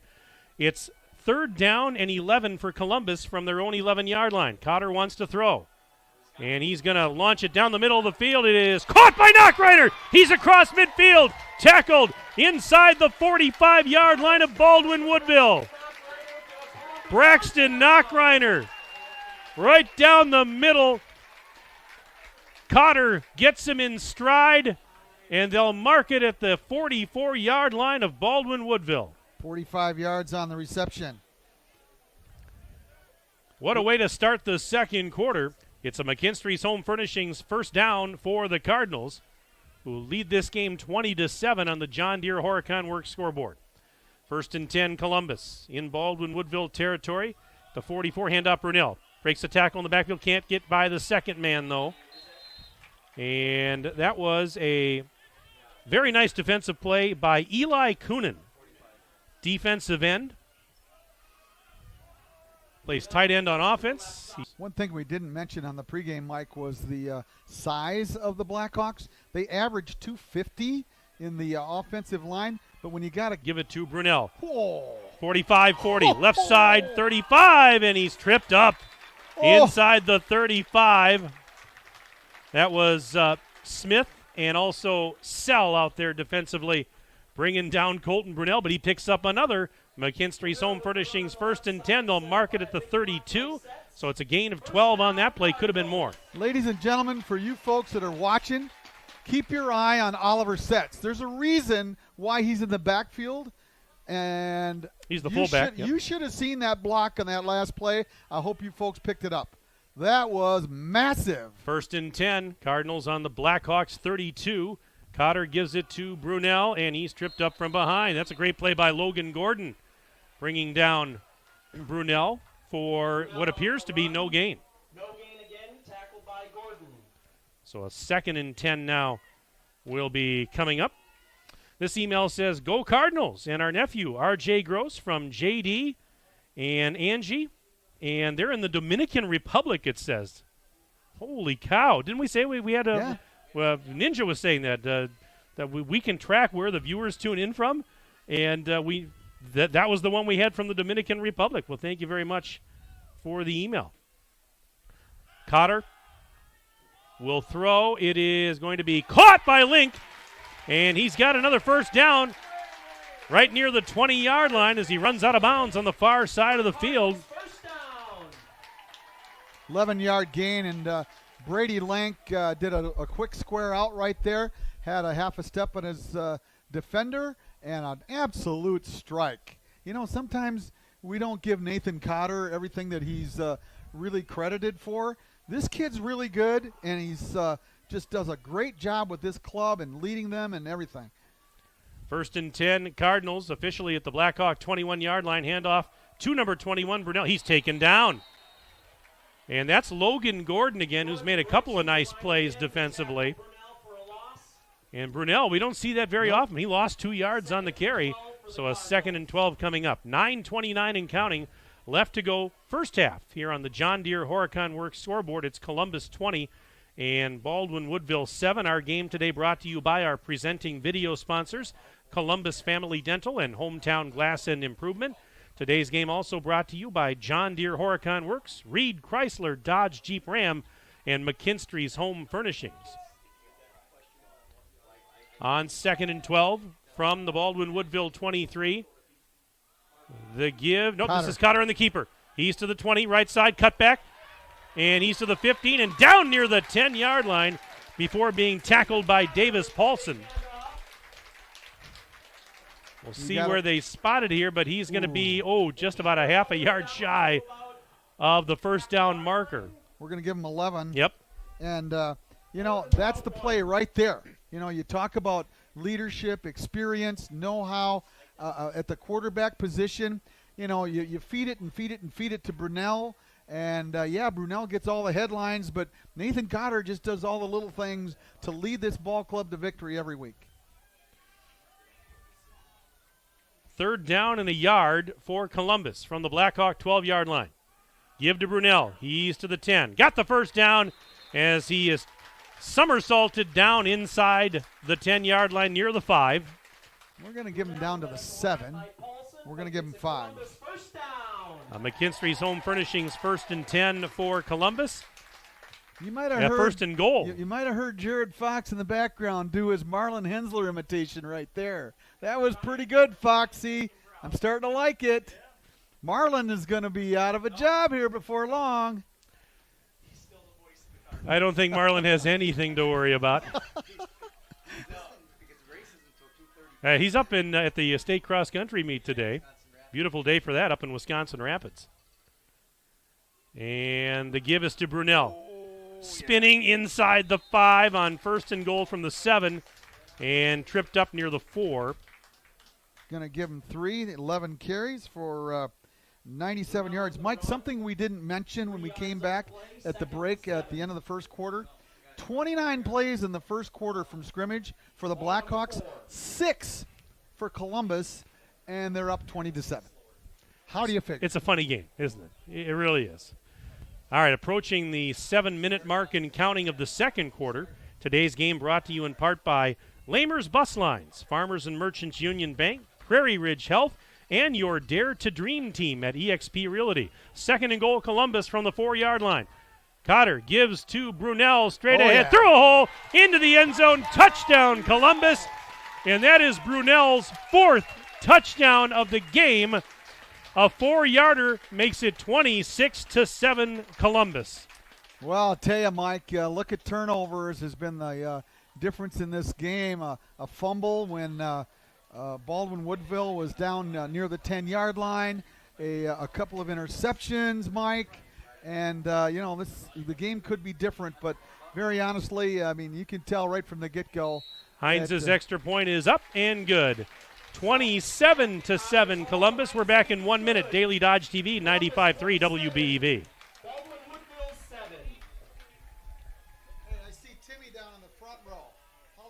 For every, where's the grocery list? I'll go to the store. So you'll fill up my car on the way home? Moment. If it has to do with your life and your money, it's a Landmark moment, and Landmark Credit Union is here to help. With free checking accounts that offer you the choice of getting paid dividends on your balance or earning rewards points on your purchases. Opening an account is fast and simple and gives you access to Credit Hub, powered by Savvy Money, which shows your credit score so you can keep your finances healthy. Landmark Credit Union. Visit landmarkcu.com, insured by NCUA. Lamer's Bus Lines. Our community needs you. What drives you? Drive for Lamer. I wanted to do something good for my community, and now I get to make a difference in kids' lives. Call or visit us at golamers.com for more information. There's only so much fishing a retired guy can do. What drives you? Drive for Lamers. Our kids need us. I felt like I needed to do something good for my community. Call or visit golamers.com for more information. And I'm getting paid for it. Lamer's Bus Lines. Our community needs you.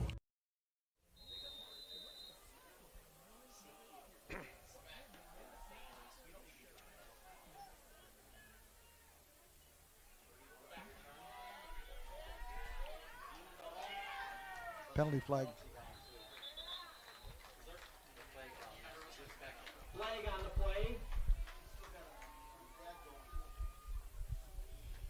Beatondahl return. All righty, as we come back, 6 minutes, 40 seconds left until intermission.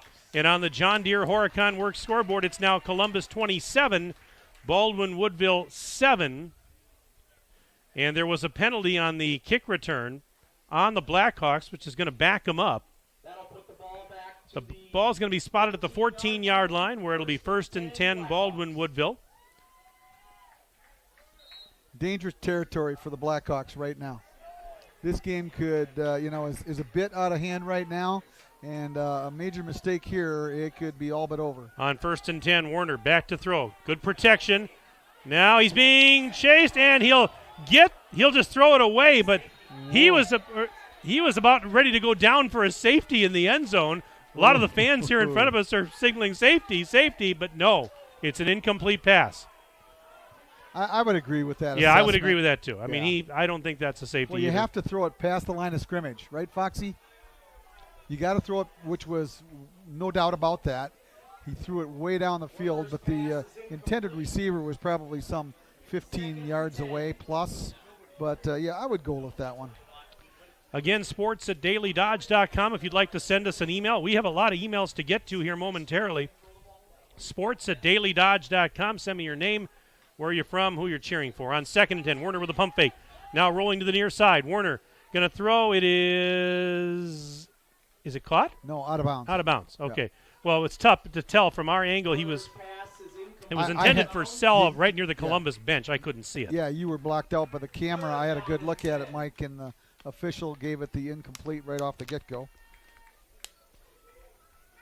17th pass for the Blackhawks. They've already gained 152 yards in the air, Mike. It's been, they've had some opportunities through the air, but difficulty cashing in ever since that opening drive. On 3rd and 10, Warner with another pump fake. Now throws left side. It is incomplete.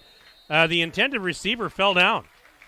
That was Colton Hush. He was the only one in that zip code, and he fell down. And so it's going to bring up a 4th down and a punting situation here for Baldwin Woodville. This email says, I'm in Colorado watching my great-nephew Jackson Johansson play for Baldwin Woodville. That's from Lila checking in today. Thank you very much for the email. We appreciate that.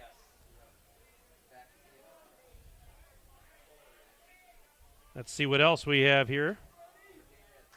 This one says, cheering on the Blackhawks from Woodville. That's from Scott checking in today. Here's the nice punt. Nice, high, floating punt. Link back at his 42, takes it to the 45. He's to the 50. He's going to be shoved out of bounds. Ushered out of bounds. Ushered out of bounds, however you want to say it, by Veenendahl at around the 40 or just shy thereof.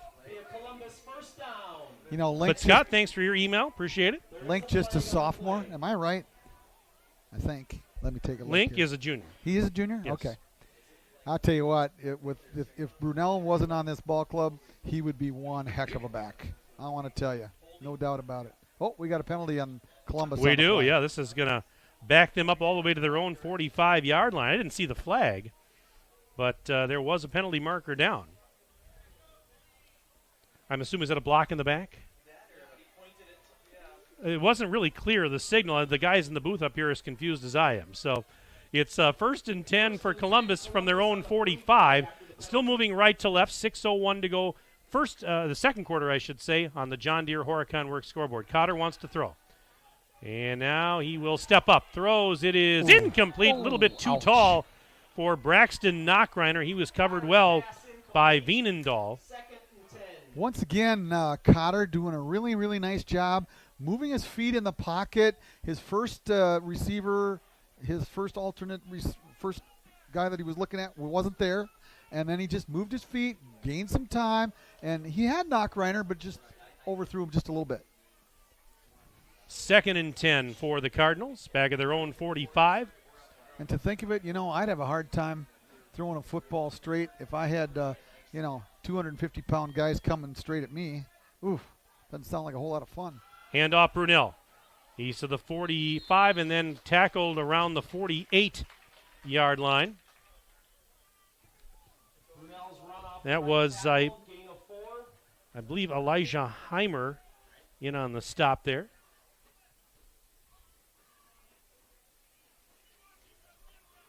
I got Brunel now for 104 yards gained on 13 carries. Gain of 4 on that last play. 3rd and 6 for the Cardinals from their own 48-yard line. With receivers left and right. Cotter takes the low snap. Pass is batted down. Eli Coonan with his big paw swatted that one down. And it's 4th down for Columbus. Coonan, 6'6", 215 pounds, and a senior. And he swatted that one down like it was nothing.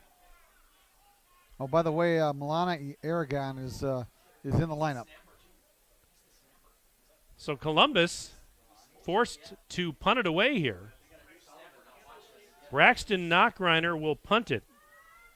Columbus with a new long snapper. Good snap. Got to get it away. Ooh, and he that was just close. did. Sell the deep man, and he's just going to get away from it. It's going to bounce at around the 17-yard line and be down there by Columbus. So with 5:04 to go in the second quarter, it's 1st and 10 for Baldwin Woodville, and they'll have it at around their own, as I said, 17-yard line. Another email to get to here. Taking a break from deer hunting to cheer on the Cards. Thanks for the live stream. That's from Tony Benish checking in today. This one says, go Seabus. It says, best of luck to the Columbus Cardinals today, especially our favorite, J-Mo Sullivan. Love Auntie and Jax from Columbus. Oh, baby. And here we go on 1st down out to the 31-yard line was Cal Smith. And that's a McKinstry's Home Furnishings 1st and 10. 12-yard gain there. For the Blackhawks on the 12-yard run by Smith out to roughly the 30-yard line. By the way, Jamison Sullivan was the long snapper on that punt, taking the place of Milani Aragon, who we think has an arm injury to some degree. And they'll keep it on the ground on this next play. Didn't gain a whole lot. Let's see. That was Logan Gordon on the carry. Picked up, a little less than 2. I'm going to say 1. All right. You call it a long 1. I'll call it a short 2. You take your pick. At home, 4:22 and counting left in period number 2. 2nd and 8. And this is Werner throwing. And it's going to be incomplete. Intended for Fritz at around the 40-yard line of Columbus. And that's excellent coverage by Braxton Knockreiner. Yeah, he was there stride for stride. Yeah, he was trailing the play with his back to the ball, but he never put his hands up in the air, which, tell me if I'm wrong, Foxy, is that a penalty in high school? Yes or no? No. It's not a penalty in high school? But it is in college and the pros. I know that much, yeah. But he didn't put his hands up, and the ball hit him right in the back of the helmet. 3rd and 8, Baldwin Woodville from their own 30. And another long throw down the field. It is intercepted. Braxton Knockreiner near the 30. Flags on the play. He's to the 35. He's to the 40 and tackled around the 43. Pass was intended for Sell. Knockreiner intercepts it on the overthrow. And let's see what we've got here. His flags started coming out immediately after Knockreiner started heading the other way. I think it's a post-possession after the interception, a block in the back. Yep. By one of his so D-back Columbus buddies. keeps the ball, but it'll back him up. His brother got him. Riley did? Yeah. Riley Knockreiner? Yeah. Hey, why not? He's trying to help out his big bro. All right, so the penalty is going to push it back, but it is Columbus football. And they're going to have it at their own 20-yard line.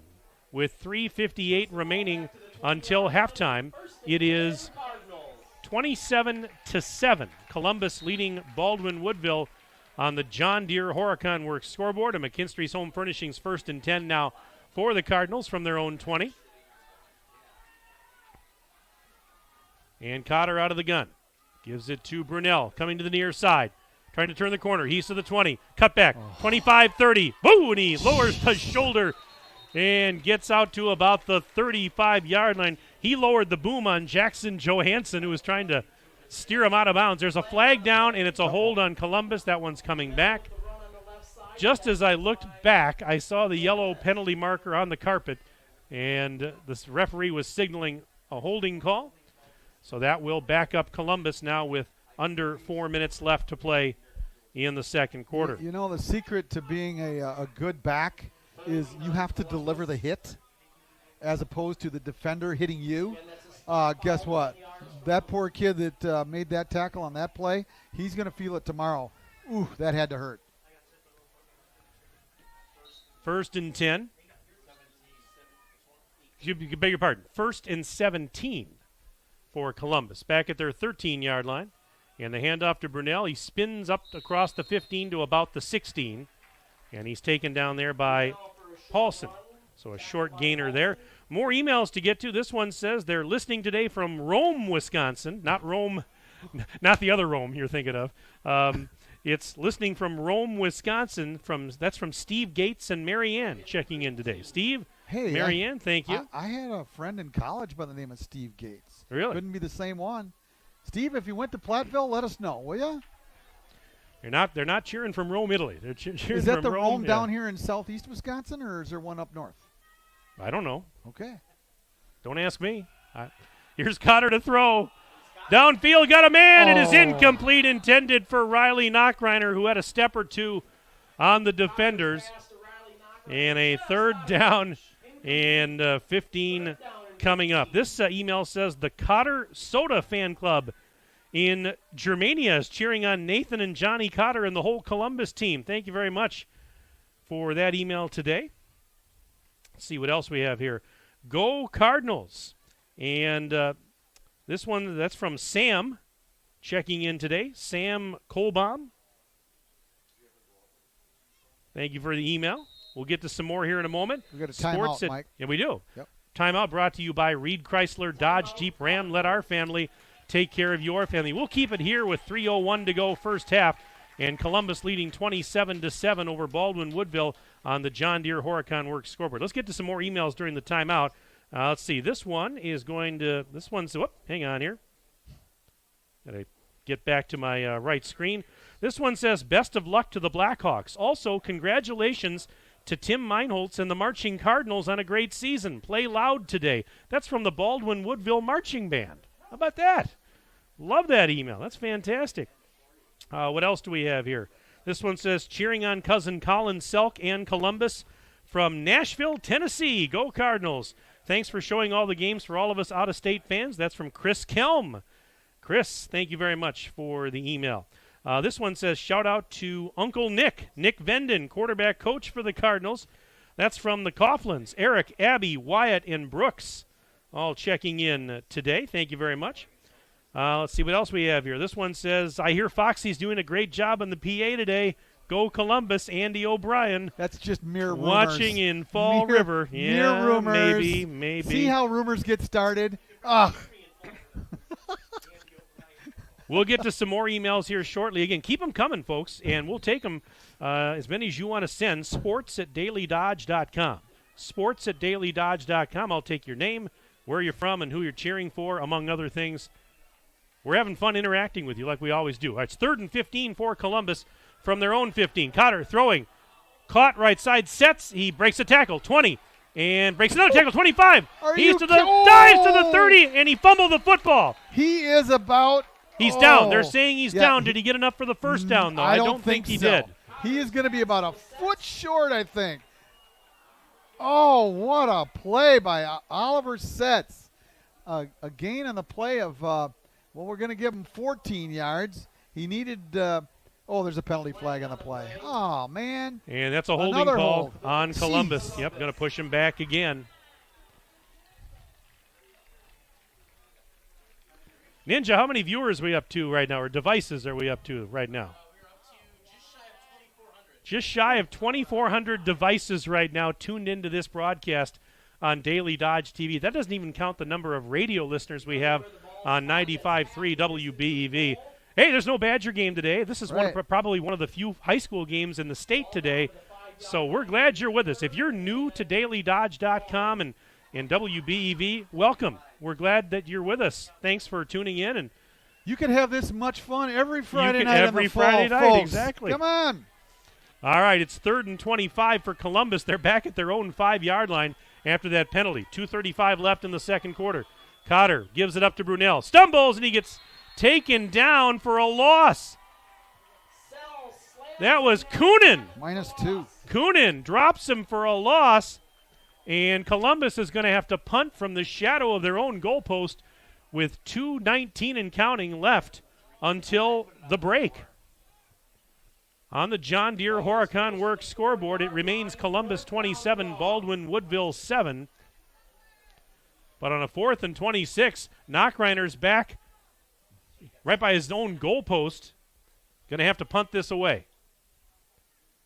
And he gets the punt away. Bounce. Nope. And it's fielded right at the 35 to the 30. This is Sell, and he's hit hard near the 31-yard line and pushed back. Riley Knockreiner along with Ty Cowell there to bring him down. Well, with Columbus going to get the opening possession in the second half, Mike, the word imperative comes to my mind right now for the Blackhawks. They got to put 7 on the board here just to get back in the ball game and to start feeling good about themselves. Right now, they got a pretty bad taste in their mouth as they're down 3 scores, and they got to have something really positive happen to make them feel a little bit better at halftime. All right, 1st and 10 for Baldwin Woodville at the Columbus 28. Werner, good protection, throws. Is it caught? Yes, it's caught inside the 10. What a grab by Fritz. And how did Werner sling that into coverage like that? Oh, my goodness. Fritz picks up 19 yards on the reception. 1st and goal, Baldwin Woodville from the 9. Low snap. Werner, pressure coming, throws, caught at the 6. And Aaron Eckern is going to tackle the receiver, Sean Van Someren. Van Someren made the catch, but he was taken down almost immediately. They mark it actually at looks like the 6, so it was a pickup of 3. Yep, and a 2nd and goal now for the Blackhawks from the 6. Clock is running. Exactly 1 minute to go until halftime. On 2nd and goal from the 6. Here is Werner. Going to throw a fade to the right corner of the end zone. It is got it. Caught! Yep. Touchdown, Baldwin Woodville. Gavin Sell hauls it in with a defender all over him. And with 50 seconds remaining until halftime, it's 27-13 Columbus. What a grab. That is incredible. Well, they sold out that time on the quick out, and credit Columbus's cornerback. He was right there. But, you're very honestly, how are you going to defend an absolutely perfect pass? It was absolutely it was perfect. well thrown, and what a grab. Well, he went up to the the high point. He high pointed the reception, and that's just a good job. Here's the extra point attempt by Paulson. It's up and good. So it's now 27-14 Columbus. Let's take a 1-minute break. We're back in 1 minute on Daily Dodge TV and 95.3 WBEV. Hi, this is Sandy from McKinstry's Home Furnishings in downtown Beaver Dam. We are proud to support all area athletes. While at home watching or listening to your favorite sports team, why not be comfortable? McKinstry's is a lazy boy comfort studio. We have sofas, recliners, sectionals, and reclining sofas in stock and ready for prompt delivery. Stop into McKinstry's Home Furnishings in downtown Beaver Dam and add comfort to your home. Year after year, McKinstry's. At Prairie Ridge Health, we believe that orthopedics is more than surgery. It's about getting your life back. Our collaborative team of expert surgeons, therapists, and nurses work together to get you back to feeling pain-free in your daily life. Our innovative and proven program is designed to get you from hospital to home with confidence. Find out how the Prairie Ridge Health Orthopedic Team can help you at prairieridge.health. Prairie Ridge Health accepts over 70 major insurances, including Dean.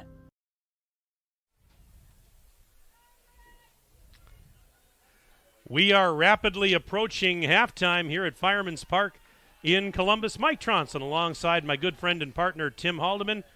With 50 seconds remaining in the second quarter on the John Deere Horicon Works scoreboard, it's now 27-14 Columbus leading Baldwin Woodville. Today's game brought to you in part by Kestrel Ridge Golf Course, Cardinal Lanes in Columbus, Ergo Bank, Columbus Country Club, Surefire, Richards Insurance, Bayside Supper Club, Landmark Credit Union, Preferred Dental Partners, Air Care, Metalcraft of Mayville, Slumberland, Kraft Heinz, Great Harvest Bread Company, and Jerry's Automotive.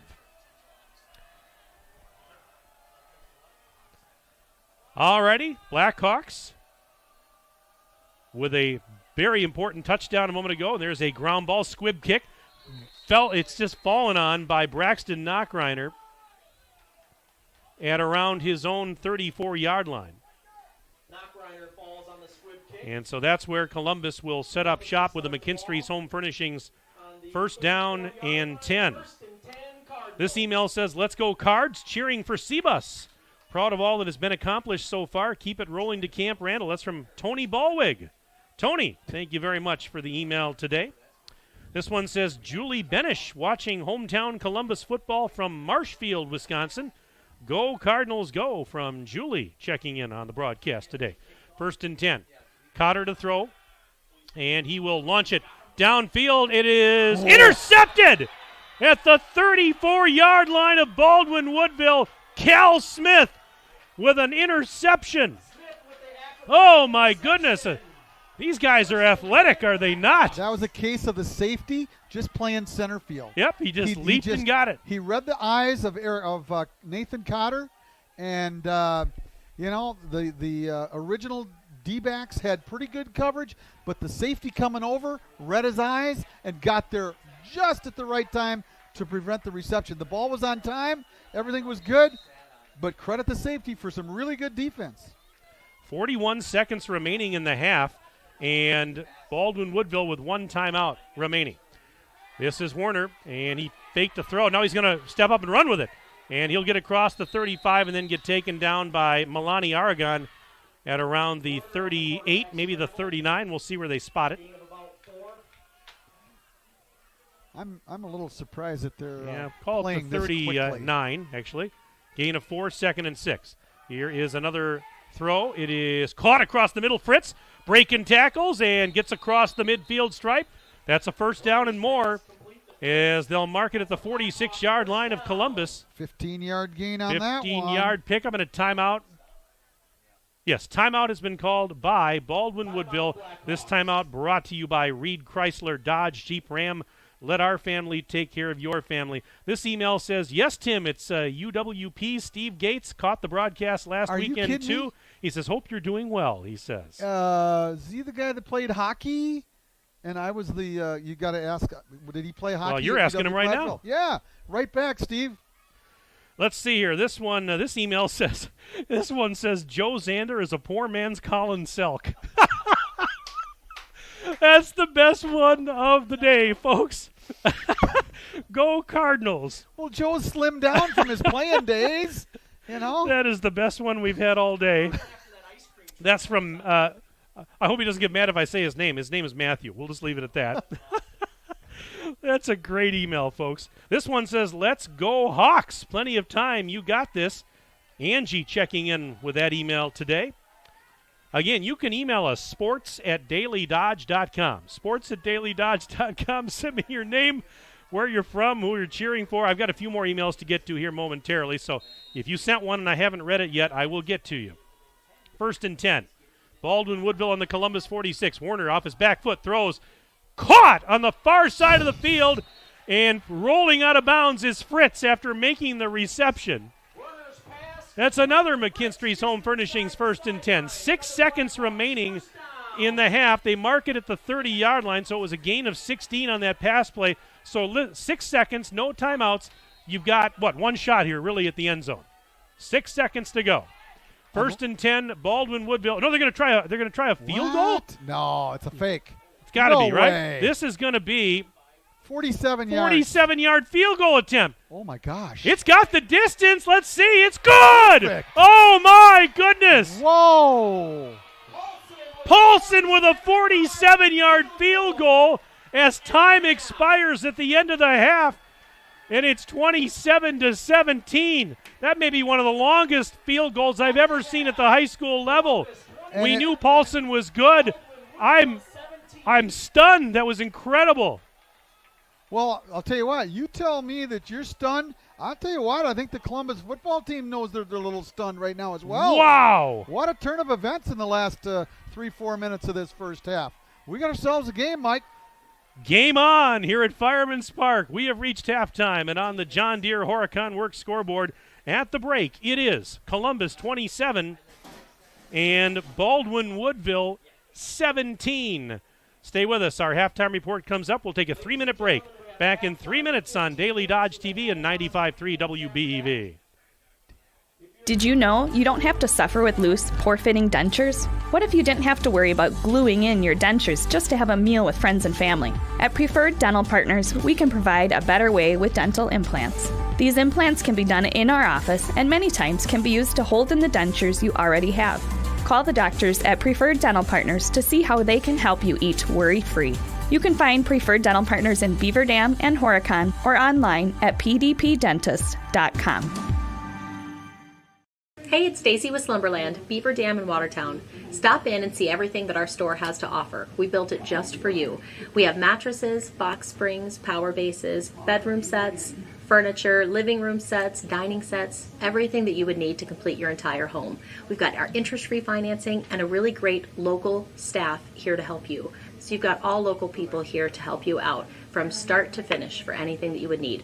So stop in, shop local, and save big with us.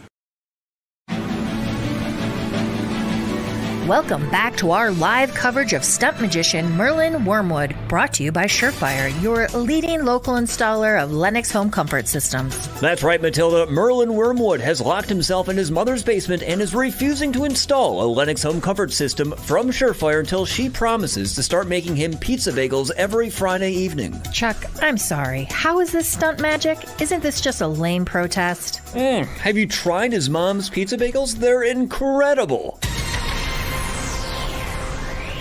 When we come back, what's the secret behind Merlin's mother's pizza bagels? And the latest weather report with Surefire up next.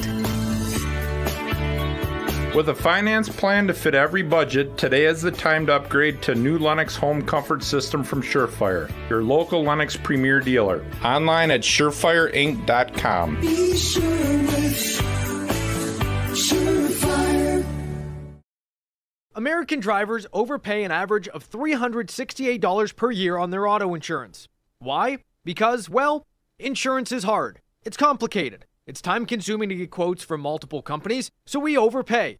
Or we call Richards Insurance in Beaver Dam. Make one call and receive a quote from a great company like Auto Owners Insurance. The team at Richards Insurance will literally do all the work for you. So if you could be saving money each month with an Auto Owners Insurance policy, you'll know about it. How much will you save with Richards Insurance? To find out, call Richards Insurance or stop in at 123 North Spring Street, downtown Beaver Dam. With offices in Columbus, Watertown, West Bend, and Oshkosh. With over 50 employees and hundreds of years insurance experience across 5 offices, you'll get full-service counseling with no obligation. Your auto owner's insurance carrier is Richards Insurance in Beaver Dam. Call 887-1615. We'll be there with you.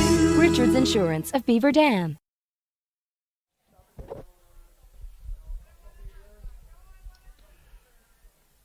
And we welcome you into our halftime show here at Columbus High School, Fireman's Park. Mike Tronson, Tim Haldeman with you on Daily Dodge TV and 95.3 WBEV. We also want to thank Ninja, a.k.a. Justin Wilski, along with his assistant Alex. They are our on-site videographers and engineers today. And, of course, we would be remiss if we didn't thank Kyra back at the 95.3 studios for engineering our radio simulcast today. 2 quarters of play in the books in this Division 4 Level 2 playoff game. And at halftime, it's Columbus leading Baldwin Woodville 27-17 on the John Deere Horicon Works scoreboard. The winner of this game advances to Level 3 next weekend. And waiting in the wings for the winner of this game is going to be Ellsworth. Ellsworth last night defeated St. Croix Central 28-13. Ellsworth is the number 2 seed in this bracket. So if Columbus hangs on to win this game, Ellsworth would travel here to Columbus next weekend. If Baldwin would come back and win this game, Baldwin-Woodville, they would travel to Ellsworth, which for them is not very far from home. That's only about maybe 10, 15 minutes down the road. But that is the team awaiting the winner of our contest here, Ellsworth versus either Columbus or Baldwin-Woodville next week in Level 3. Also on the lower side of this bracket, Little Chute and Freedom have both advanced to Level 3, and they will play each other at Little Chute next weekend, with the winner of that game meeting the winner of the Ellsworth game against Columbus or Baldwin-Woodville in Level 4. Are those two in the same league, Mike? Do you know? They're Which not very two? far apart. Which two are you talking Little about? Chute and Freedom. I think they are. I would think, they're they're fairly are. close. Yep. So I'm not 100% sure, but yes, I believe that they are. But well, right now we've got a dogfight here, Tim Haldeman, 27-17. That was an entertaining first half, to say the least. And my jaw is still on the floor from a 47-yard field goal successfully made by Davis Paulson of Baldwin-Woodville as time expired at the end of the half. Now, I knew he was a good kicker. We talked about him. I talked to Coach Dan Kiefer about him a little bit this week, but I wasn't expecting that. 47 yards with room to spare. Yes, I was going to just mention that, Mike. Without a doubt. That was easily good from 50. I'm not going to say 55, but 50, yes, without a doubt. And there's no breeze here today. Well, there's just a little bit of a breeze. Not much. If I really don't know which direction it's come. We don't have a flag to look at here, but it's cross. He was going into the wind, which isn't a whole lot of wind. Oh, there is a flag over there. See some flags behind the baseball backstop. You can see the flags there. It's a little more right to left, actually. Probably didn't hinder the kick one way or the other just a whole bunch. But the trajectory on the kick, Mike, was absolutely perfect. It was perfect. I mean, It was something that you'd see at Camp Randall on a Saturday afternoon, or even in Green Bay. I mean, to tell you, that was rather well done, and that kid's got a future in kicking without a doubt. So we've got ourselves a dogfight here. We'll just take a look at some quick stats here throughout the first half. An interesting stat is plays from scrimmage. Excuse me for just a second. It sort of choked me up, very honestly. Plays from scrimmage. 40 plays for the Blackhawks, of which 25 of them were through the air. They've gained 211 yards through the air, 13 grabs completed for 211 yards, 15 carries on the ground for a grand total of 38. So 249 net yards for the Blackhawks in this first half of play. And then, as we mentioned, at the end of the first quarter, the plays were 29-6. And Baldwin-Woodville in the lead at that point, but the score was 20-7. And very honestly, you thought that things were getting away a little bit from the Blackhawks. Well, it got further away. It was 20-7, and then 27-7 was the score. And you're going like, oh boy, Baldwin-Woodville, you better hang on tight. It's going to get out of range for you. Well, guess what? They've scored 10 unanswered here to finish out in the last 3-4 minutes of the second quarter. And taking a look at the stats for Columbus in this first half, 2 for 7 through the air for a total of 56 yards. And on the ground to 16 carries for 116 yards, of which 105 of those you can attribute to Colton Brunel. Early on he had 11 carries for 97 yards. Since that time, he's had 4 carries for a grand total of 8 yards. So they found something defensively that is starting to bottle up. Did I say Jason Brunel? Colton. Did I say Colton? Okay, whatever. Now, Jason's his dad. Known him a lot longer, all right? But anyway, he's just done everybody's done a great job. One thing I want to see just a little bit more, and I want to see Nathan Cotter hang on to the football a little bit more running the football. I think he can run the football 4 or 5 times in the second half, and he can be a really, really advantage offensively to Columbus? No doubt. I just gave you 4 carries for 8 yards the last 4 times he's touched the ball. You got to start opening up that area for Brunel a little bit more, and offering the defense another subject to handle. Get Brunel more involved running in the offense. That's something to watch for here in the second half. Let's take a look at the first half scoring summary. And Columbus, normally pretty good fast starts. Today it was Baldwin Woodville that got on the board first. With 5:53 remaining in the first period, it was Colton Hush with a 1-yard touchdown. Extra point was good, and it was 7-0 Baldwin Woodville. Baldwin Woodville then, they do an onside kick after that touchdown. They recover, but they turn the ball over right after they recover the kick. That was the Jamison Sullivan interception, and Columbus takes advantage just a few seconds later with a 30-yard touchdown run by Colton Brunel. The extra point tacked on by Hines, and that tied the game at 7. So we had the Baldwin Woodville touchdown and the first Colton Brunel touchdown were less than a minute apart. So that fast. It changed that fast. 7-7 at that point. Then with 3:18 to go in the first quarter, Colton Brunel with a 10-yard run to pay dirt. The extra point was no good. It was blocked. 13-7 Columbus with 3:18 to go in the first quarter. With a minute 22 left in the first quarter, Brunel found the end zone again, this time from 37 yards out. Another touchdown run for him, his third of the game. Extra point was good. 20-7 Columbus. That was our score at the end of the first quarter. 20-7 Cardinals on top of the Blackhawks. Flip ahead to about midway through the second period with 6:49 remaining in the second. Colton Brunel with his 4th rushing touchdown of the game, appropriately a 4-yard run for his 4th touchdown. The extra point was good by Hines, 27-7, and that's what you mentioned earlier, Tim, where it looked like things might be getting away from Baldwin Woodville. Oh, hold the phone. With 50 seconds remaining in the second quarter, it was Mason Werner tossing a 6-yard touchdown pass to Gavin Sell. Extra point tacked on to make it 27-14 in favor of Columbus. And then, as time expires at the end of the first half, Davis Paulson kicks a 47-yard field goal with room to spare, and that's how the half ends, and it brings the Blackhawks to within 10 at the break. 27-17, our score on the John Deere Horicon Works scoreboard.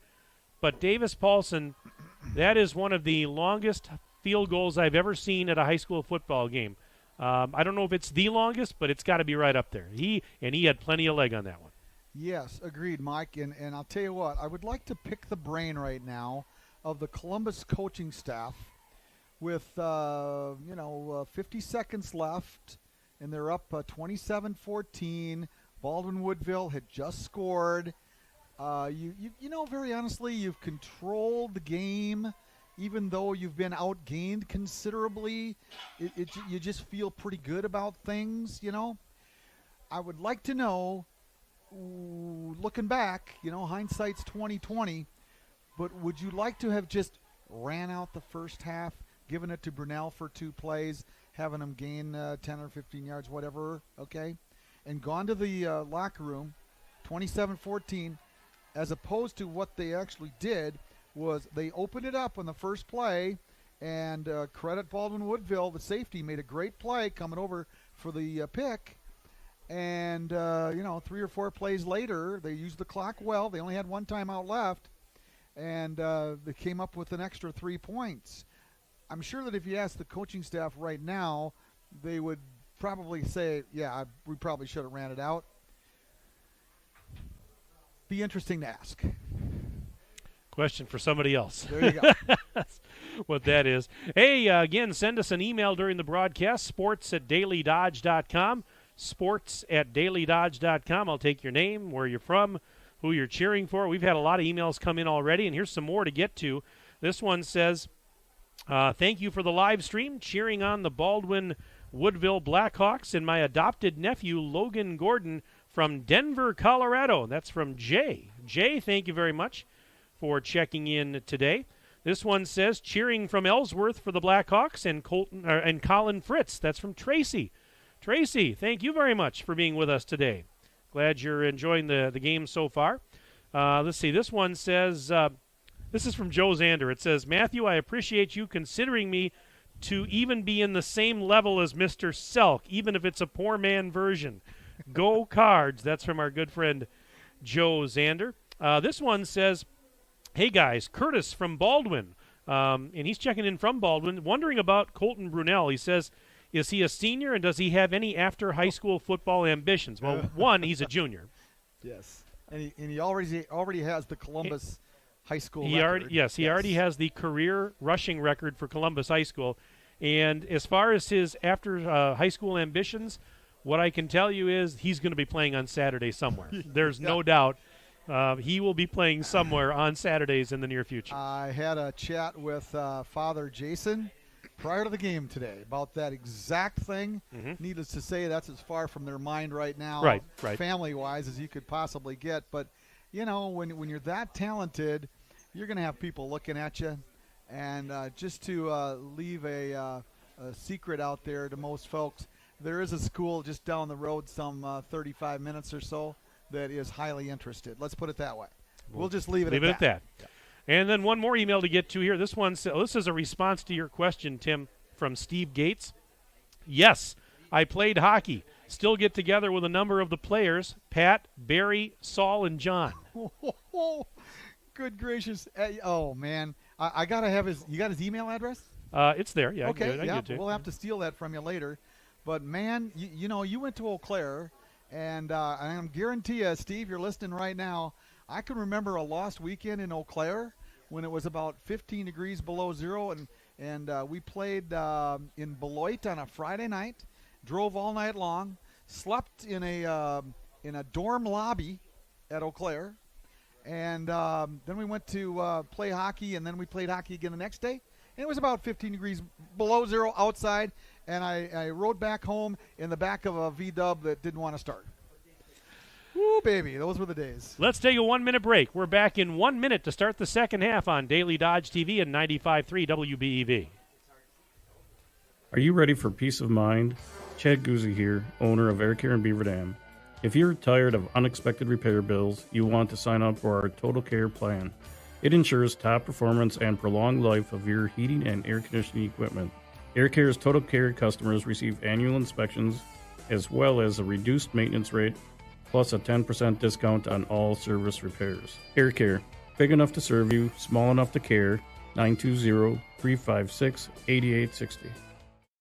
At the Bayside Supper Club on Thursdays from 5 to 8:30, you can have the famous chicken wing and rib combo for $12.99, 10-ounce prime rib for $16.99, or all-you-can-eat deep-fried fantail shrimp for $14.99. Friday is the all-you-can-eat chicken and fish seafood buffet from 4:30 to 9, and Saturday is the prime rib shrimp seafood buffet from 5 to 8:30. Sunday brunch is back every Sunday from 10:30 to 1:30. Book your wedding, anniversary, or birthday celebration now for 2022. Yeah, just about ready to start the third quarter of this Level 2 Division IV playoff game.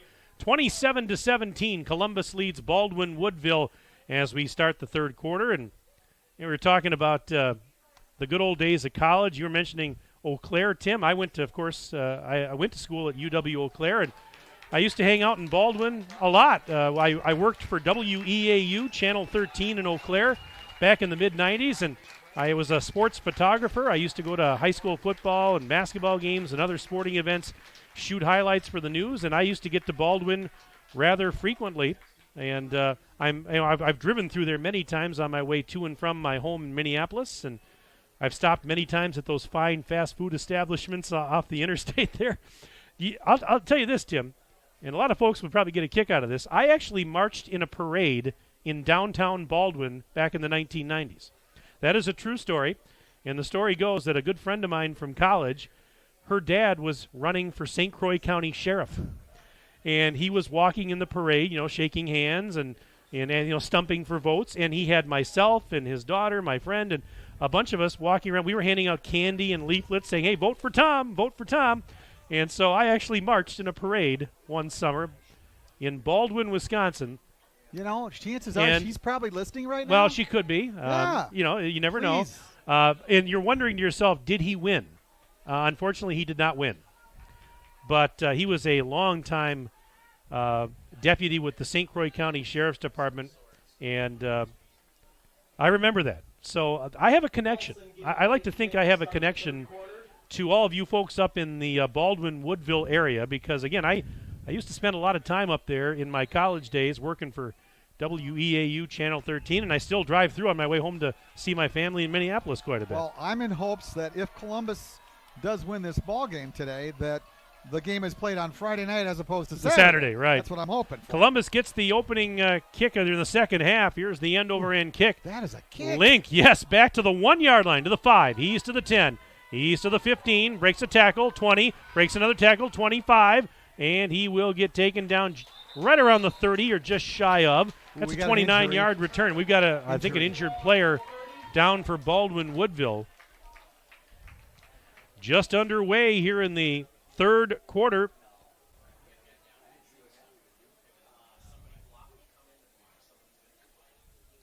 And they're tending to an injured player right now. I didn't see exactly what happened.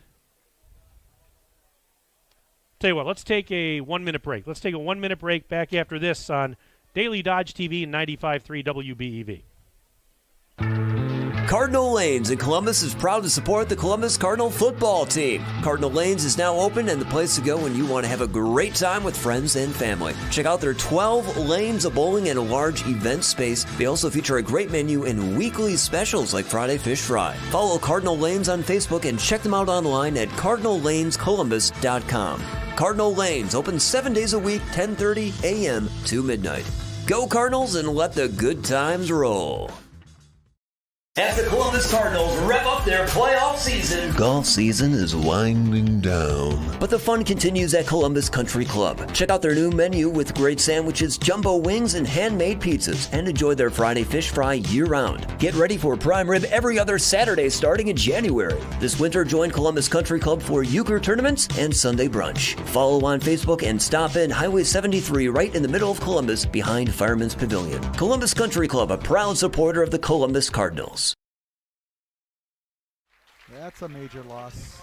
And a round of applause as we come back. That's because the injured player for Baldwin-Woodville, Gavin Sell, is now off the field. He is walking off the field with some assistance very gingerly over to his own bench, but he was down for a little bit, and that's always a scary thing, and let's hope he's okay. But looking at him right now, he's walking with some assistance very gingerly, and he's made it over to his bench. And let's hope that it's not serious. But always scary when we see those things happen. But it's going to be a 1st and 10 for Columbus from their own 30-yard line. They move right to left as we see it in the third quarter. For those of you listening on the radio, McKinstry's Home Furnishings 1st and 10 for the Cards. On their own 30, Cotter out of the gun. Link the motion man going to the far side. They blow the play dead. And what do we have? Is it delay or is it too many men? What do we have here? I was thinking, did they have 12 on the field? Because I saw one of the officials counting. He was counting, and I want to say it was too many men, maybe. Yeah, it's on Baldwin-Woodville. I think it's too many men. Yeah, I just saw one walk off. Yeah, because one just walked off. Yeah. 31 just walked off over there. He did. So that's what you don't see that very often. But I saw one of the officials with his finger. He was counting. And so it's too many men on the field, and that's a penalty that's going to give Columbus really good field position at the 45-yard line, where it'll be a first down there for them. Power plays are not allowed in football. So that's a 15-yard penalty. 15-yard penalty, and it's 1st and 10 Columbus now at their own 45. All right, here we go. Is Lincoln motion again. Cotter fumbles the snap, picks it back up. Now he's going to run with it. 45, 50, and he's into Blackhawks territory down around the 47-yard line of Baldwin-Woodville. Davis Paulson, the outside linebacker, with the tackle. It's going to be a gain of, I guess give him about 8. Yeah, we'll call it 8. And I'll it'll tell be you a what, 2nd and 2 from the 47-yard line. Columbus might want to think about putting that one in the playbook. Hey, well, it worked out pretty well. Well, I guess it did. Credit Cotter for some quick thinking on his feet. On 2nd and 2, a couple receivers to the near side of the field. Now they motion Brunel, and he's going to take that. Nope. It's Cotter on the keeper. He went straight up the middle inside the 40, down near the 37. That's another McKinstry's Home Furnishings 1st and 10 for Columbus as they mark it at the 37, gain of 10. I got fooled by the fake there. That's 17 yards on the last 2 carries by the quarterback. I'm not going to stand here and tell you that I told you so, but I told you so. Yeah, you did. Yeah, okay. Thanks. All right, 1st and 10 Cardinals on the Blackhawk 37-yard line. Cotter out of the gun, Link in motion, and Link takes the handoff. He's inside the 35, cut back 30. He's to the 25, and he's down at about the 23-yard line. And 13. That's another first down for Columbus. Brought to you by McKinstry's Home Furnishings. Oh, I'll tell you. Ball marked at the 24. Columbus gets 7 on the board here, and that's just sort of like saying a statement. You know, the statement is, hey, those last 3 minutes of the first half, that's not us. This is us. On 1st and 10 for the Cardinals from the Baldwin-Woodville 24. They'll put 2 receivers to the left, handoff Brunel. And he's met near the line of scrimmage, but he stays on his feet, gets down to about the 20, then pushed back. You got 4? Yeah, picked up 4 or 5 on the play. There were plenty of white jerseys there. Logan Gordon was there. Jackson Johansson was there. A lot of emails continuing to come in here. This one says, this is Cousin Susie cheering for number 3 and number 8 for Columbus. Go Cards. Keep up the hard work, boys.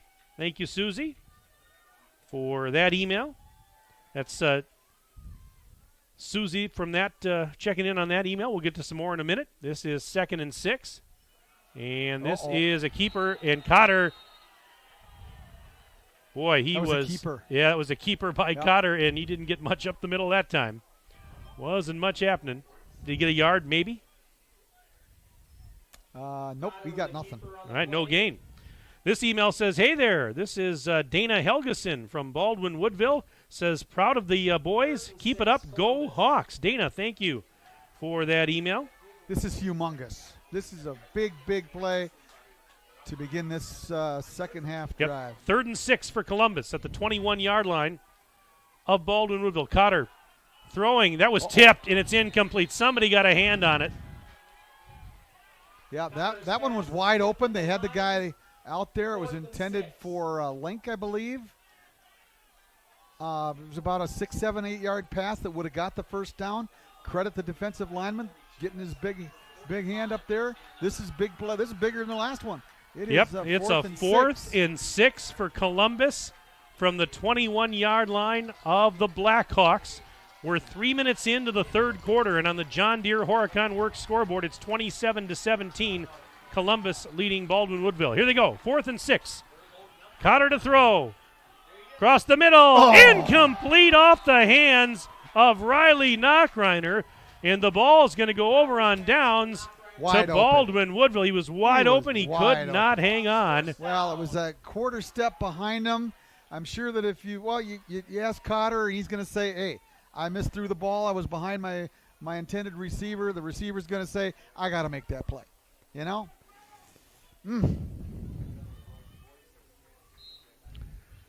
Another email here. This one says, good luck to the Blackhawks and our grandson, Cal Smith, watching from Dallas, Wisconsin. Greg and Kelly checking in today. I didn't know there was a Dallas, Wisconsin. Oh, there's a penalty. That's going to cost him 5. 5-yard penalty. Yep, Columbus is clapping. It's a false start on Baldwin-Woodville. Now, where is Dallas, Wisconsin? Is that anywhere up near? Come on, you're the guy that's well, I should know this, but I traveler. don't. I guess I've been to Dallas, Texas, but I can't say that.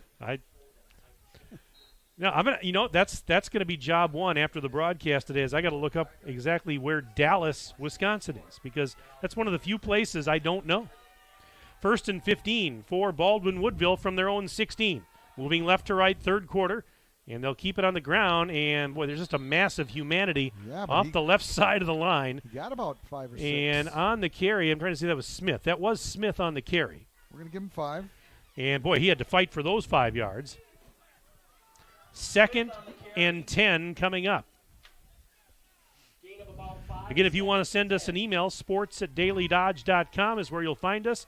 Send me your name, where you're from, who you're cheering for. 2nd and 10 from the 21. And Werner has the snap, looking to throw. Now he's going to run to the left side. Werner, he's to the 20. 25, he's out of bounds. At around the 25, maybe the 26. He got 6. So it's going to set up a 3rd down and 4 for Baldwin Woodville. Mike, we mentioned on the pregame how Werner is such an avid rusher. You know, the kid's really good. He's got a lot of yards gained throughout the season. Well, he's been held in check today. 5 carries on the ground for only 8 yards. So that's something Columbus has done a really, really good job defensively on. 3rd and 5 for Baldwin Woodville, rather, on their own 26. 3 receivers to the near side. They motion a man. That's Smith. Keeper by Werner. Straight ahead. And he is very close to the first down, but let's see. It all depends on the spot. I think he might have it. Nope. He's a good foot short. Oh. And did he get it? Or are they going to measure? Man. My first glance, I thought he had it. Timeout for a measurement. Timeout for an official measurement. So they will measure this. I thought he had it. Tim thought it was short. We're going to find out who wins the battle of will they or won't they here. I've heard battle of sexes, but never battle of battle sexy of guys. that. Yeah, exactly. And Tim, you win this one. He was short by about half a yard or so. You didn't catch that, did you? I heard what you said. Okay, all right.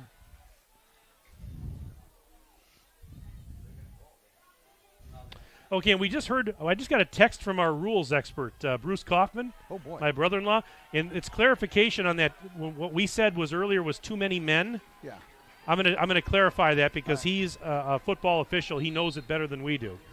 It's 4th and less than a yard. They're going to go for it. And this is a keeper. He didn't get it. Not a chance. Werner did not get it. He faked the handoff to Smith. He kept it, but the Columbus defense stout up front, and the ball's going to go over on downs to the Cardinals. Mark that one down in your playbook right there, folks.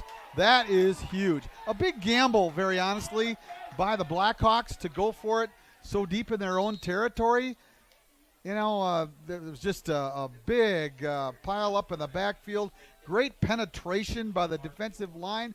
Credit the big boys up front for Columbus, who just completely destroyed that one from the get-go. On 1st and 10, Columbus from the Baldwin Woodville 29. Brunel, he's to the 30, Oh, 25. He could go. 20, 10, 5. Touchdown, Columbus. Colton Brunel, his 5th rushing touchdown of the game. And with 7:34 to go in the third quarter, wait a minute, there's a flag down. Hold everything. At the 3-yard line? At the 3-yard line, there's a flag, and they're discussing this. I saw it at the last second, and they're still discussing this. It looks like it may be against the Blackhawks, but Yep. Okay, what is it? Dead ball foul. Personal foul. Personal foul. Now, I think I could be way wrong on this, but I think that can be enforced on the kickoff. That's probably what they're going to do. Yes.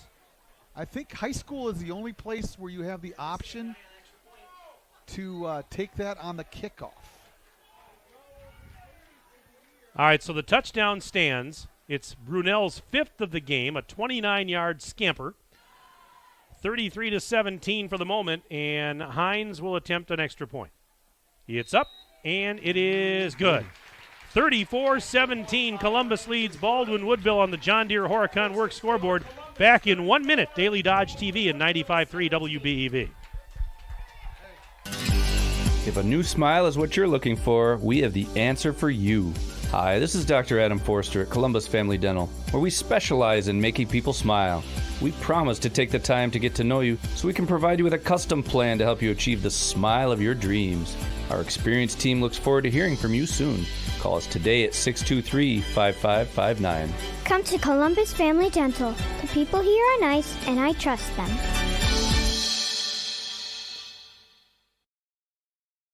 Ready, set, Ergo! The game plan is to make banking convenient for you. Ergo Bank has locations in Marquezan and Fox Lake with interactive teller machines in 5 different communities. And at all locations, speak with a live teller and conduct most in-branch transactions by transferring, withdrawing, or depositing. That's better banking by design.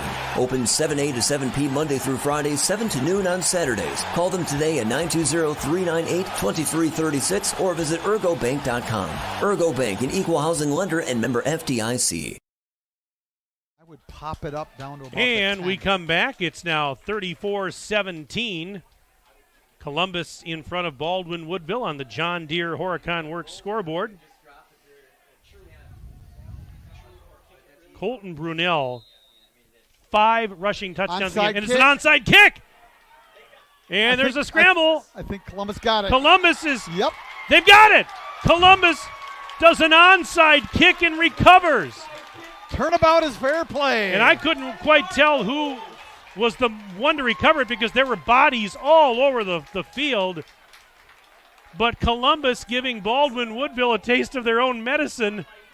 They do the onside kick and they recover at the 34-yard line of Baldwin Woodville with 7.5 to play third quarter. Needless to say, that is a total result of the push in the back down at the 3-yard line, Mike. On the scoring run by Brunell. Right, because they enforced the penalty. Columbus had 2 options right there. One was the onside kick, or pop it up down to about the 10-yard line, make them return, and keep them down that direction. Well, this one works out a whole lot better. It does. 1st and 10, Columbus from the Baldwin Woodville 34-yard line. It's McKinstry's Home Furnishings. First time Brunell. He's the 35-30, 25-20, and he almost busted that one. 14 on that almost busted that one. Another Cardinal first down. All right, I mentioned that I got that text from Bruce Kaufman. Yes. It was not too many men on the field. They called illegal participation. It's a 15-yard penalty instead of a substitution infraction, which is only 5 yards. Okay? Oh, and Bruce also says Dallas is northwest of Bloomer, southwest of Cameron, just east of Prairie Farm. Oh, now, sure. Bruce, I know exactly where that is. I know exactly. We've got a timeout called by the Blackhawks, brought to you by Reed Chrysler Dodge Jeep Ram. Let our family take care of your family. Here's the funny part. I know I've been to Bloomer. I've been to Cameron. I've been to Prairie Farm. I know where all those places are. I didn't realize Dallas was in the middle of it. So now I know. Let's get to some more emails while we have a timeout here. Let's see what we got. This one says, hi, it's Matt. Tell Tim it's a pleasure to hear his commentary. Tell him to lay off Scott's fries for lunch and stick to soup. Laugh out loud. What does that mean? Matt. Oh, I think I know who tell that is. Justin it's good that he does. He does. I know who that is. It's a good thing he does radio with that long hair, is what he says. That's Matt, from Matt. Last name begins with a G. Yes, it does. Yes. Yep. Yeah. All right. This one says This one says an exciting game with 2 fantastic running backs. Columbus's Brunell and Ellsworth's Bo Hines, it says here. It says high scoring. That's Al from Ellsworth checking in today. Okay, so he's saying that, so if Columbus would hang on to win, he's saying should be an exciting game. Well, we're not quite there yet, but Al, thank you very much for the email. He's saying that, Brunell would go up against Ellsworth's Bo Hines next week if Columbus hangs on, but we'll see what happens there. Let's see, this email. Hey, guys, watching Baldwin Woodville versus Columbus from Reno, Nevada. That's from Mike and Janet Pozarski. Go Blackhawks. Wow, thanks for the email, folks. Again, sports@dailydodge.com is where you'll find us. I'll get to some more in a moment. 1st and 10, I should say Columbus on the 20, and that's Brunell spinning inside the 15 down to about the 14. It picks up about 6 on the play. This email says, excellent job on the radio, Mike and Haldy. Not only is he the best basketball official, he can do play-by-play. That's from, it says, is that Shaney? Shoney? Shaney? Shaney, yeah, From Shaney. Columbus? There, Shaney, yep. All right. Checking in on that Shaney. one. Appreciate the kindness. I've been fooling you for years. And the give, it's a keeper. Cotter, 15, left side, and he's out of bounds near the 11-yard line.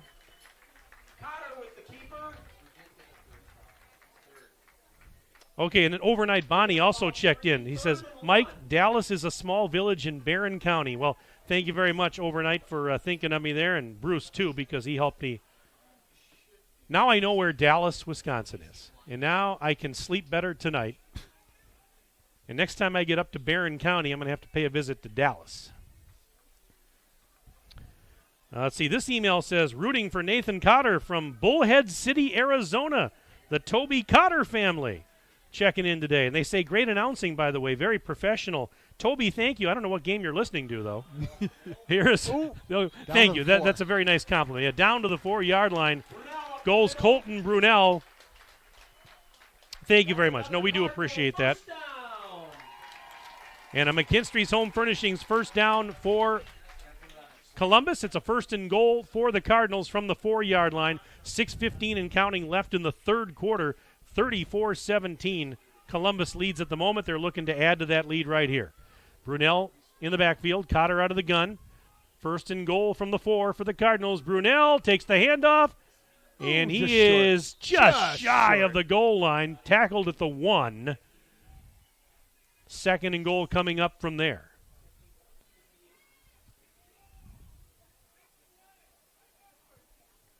Brunell with the run on the right side, tackled by Heimer. 2nd and goal. The ball at the 1-yard line. It'll be 2nd and goal for Columbus. 168 yards on 21 carries for Colton Brunell thus far. That 21 matches the number on his uniform. Cotter takes the snap. Gives it to Brunell. No, he's going to take it himself. Yep, touchdown. Dives, touchdown, Columbus. Nathan Cotter faked the handoff, and he dove for the touchdown. A 1-yard plunge for Cotter, and with 5:16 to go in the third quarter, it is now 40-17 in favor of Columbus on the John Deere Horicon Works scoreboard. 5 TDs for Brunell, 1 for Cotter, and that prevented the double hat trick. It did. For Colton Brunell. Hines to try an extra point. Kick is up. Kick is good. 41-17, Columbus leads. We'll take a 1-minute break. We're back in 1 minute. Daily Dodge TV and 95.3 WBEV. Your Dare to Dream team at eXp Realty cheers on the Columbus Cardinals in the playoffs. Linda and her dream team, daughter Ember and son Eric at eXp Realty, have been proudly serving your real estate needs for over 25 years in our community. They'll help you navigate through all of your real estate needs, making your dreams come true. Visit them online at daretodreamproperties.com. Your Dare to Dream team, proud supporters of the Columbus Cardinals.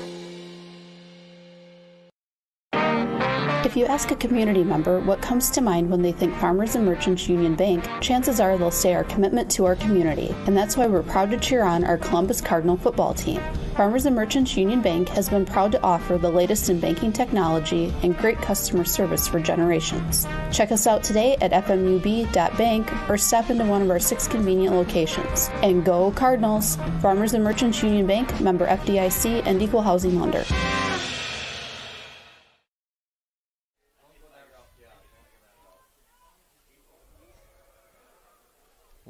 And Hines' kick will be fielded just shy of the 10-yard line. Smith to the 15, 20, 25. He's out across the 30-yard line before being tackled at around the 31-yard line. Smith on the return. But right now, with 5:09 to go, third quarter, on the John Deere Horicon Works scoreboard, it is 41-17. Columbus leading Baldwin Woodville. It's a 1st down and 10. A McKinstry's Home Furnishings 1st down for the Blackhawks. Emails continue to keep rolling in here. We're going to get to those as we go along.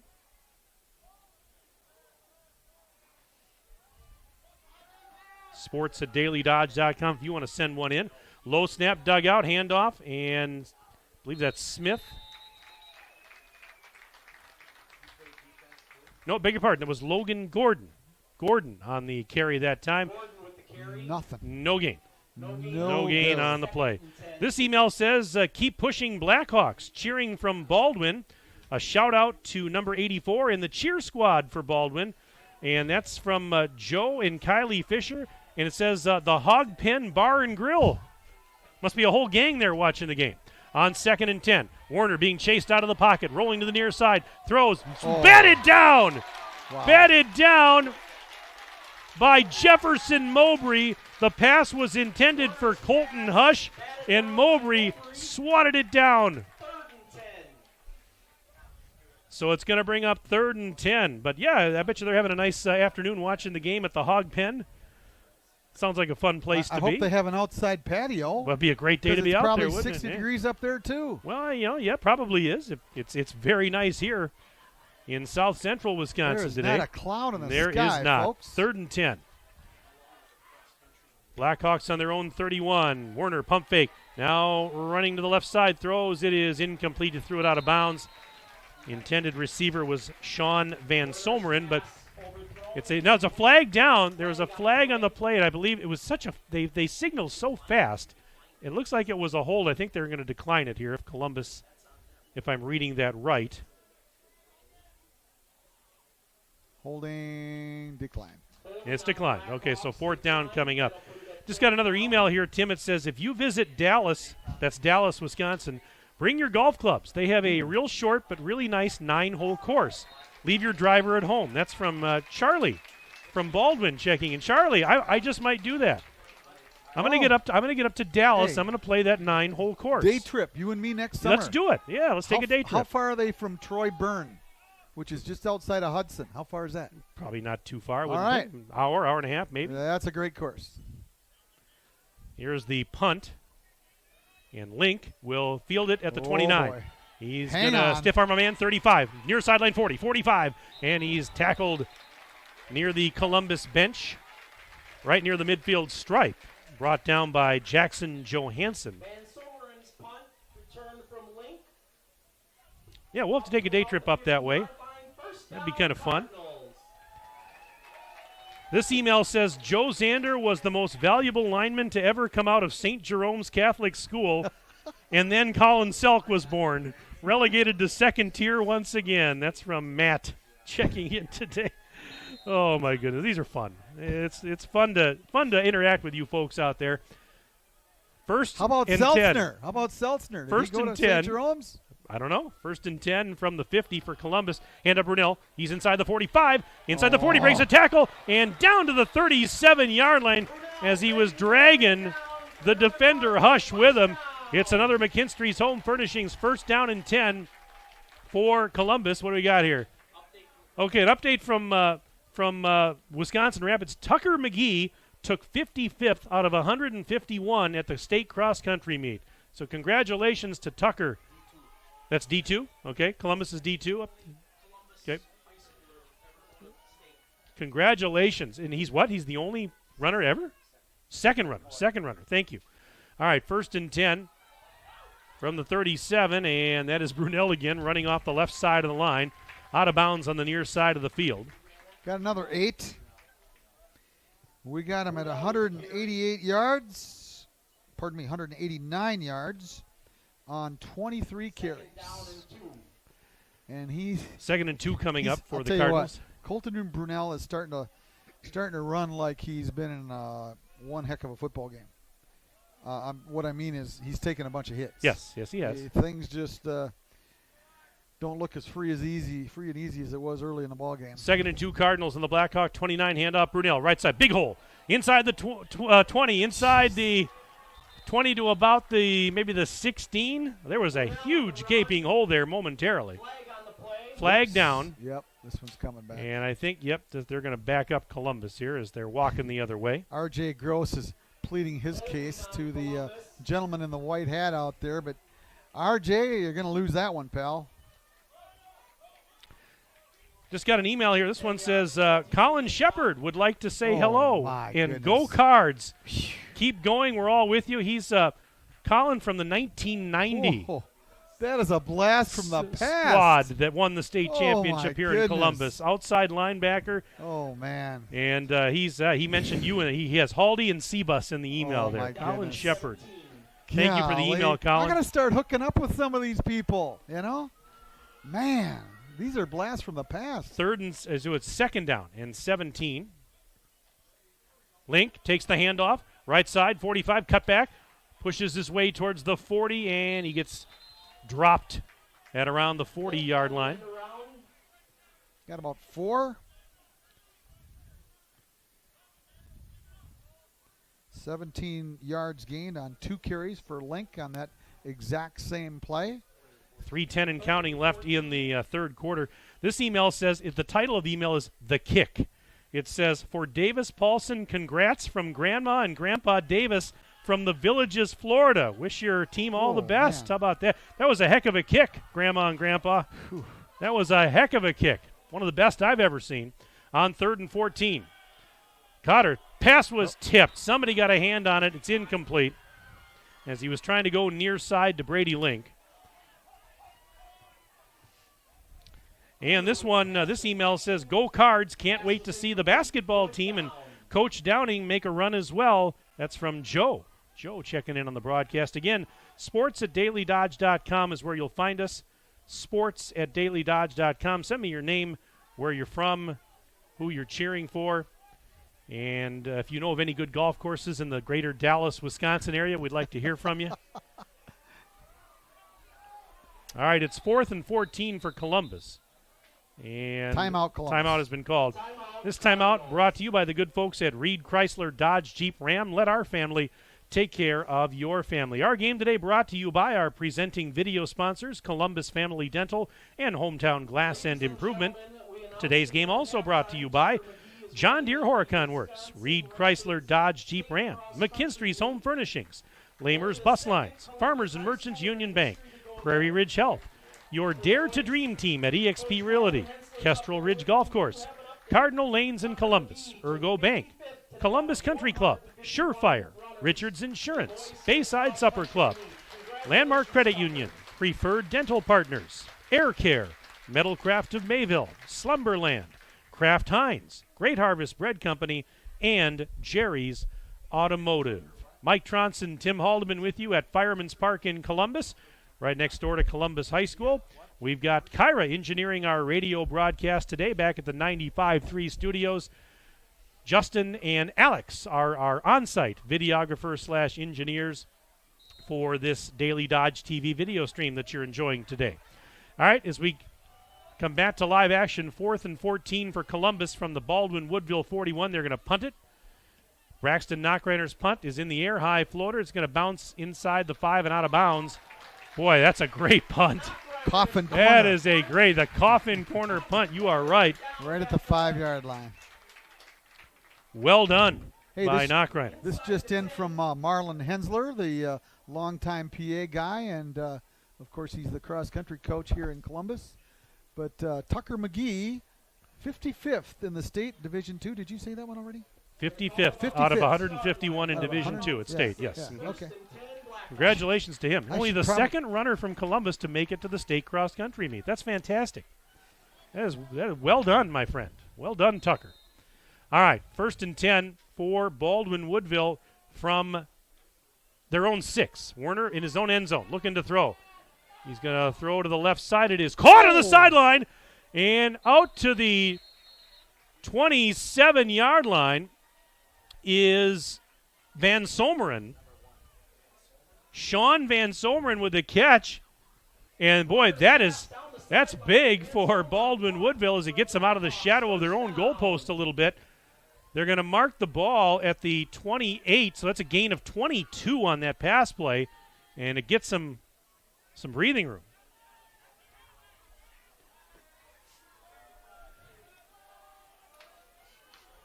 And that play is blown dead. It looks like a false start going to be called here on Baldwin-Woodville, and that is the case. 5-yard penalty on the Blackhawks. Well, we had that email earlier, Tim, from the Hog Pen Bar and Grill.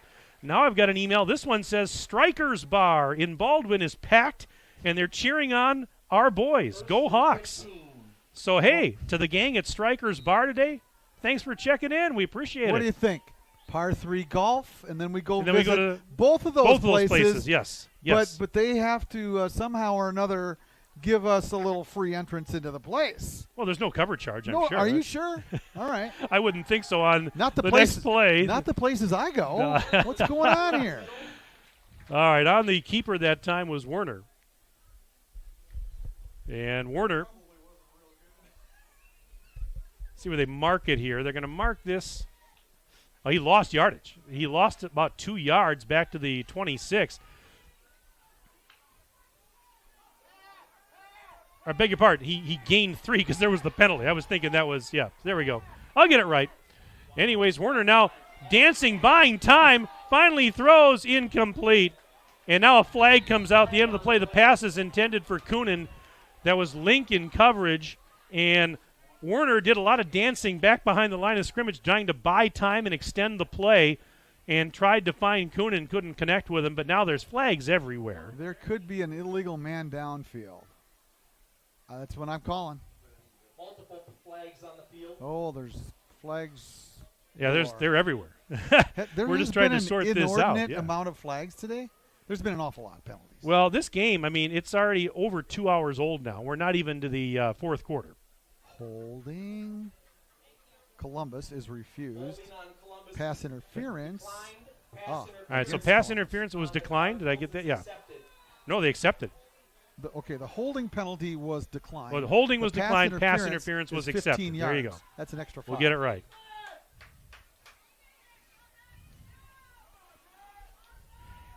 That results in a Blackhawks first down. We're gonna need a little Strikers and Hog Pen Bar and Grill here after this game, Tim. It's been a long one. Mine's just down the street. Yeah, I know your watering hole's down the street. All right, on 1st and 10. This is a run that's not going to go much of anywhere. That Smith, the delayed draw, and he lost yardage. He did not even get back to the line of scrimmage. Loss of 1, 2nd and 11 coming up for Baldwin Woodville from their own 40. And we've got an injury. Yep, looks like they're 41. That's an ankle. Yeah, that's an ankle injury there. Looks like as Elijah Heimer is walking off the field under his own power, a little gingerly, but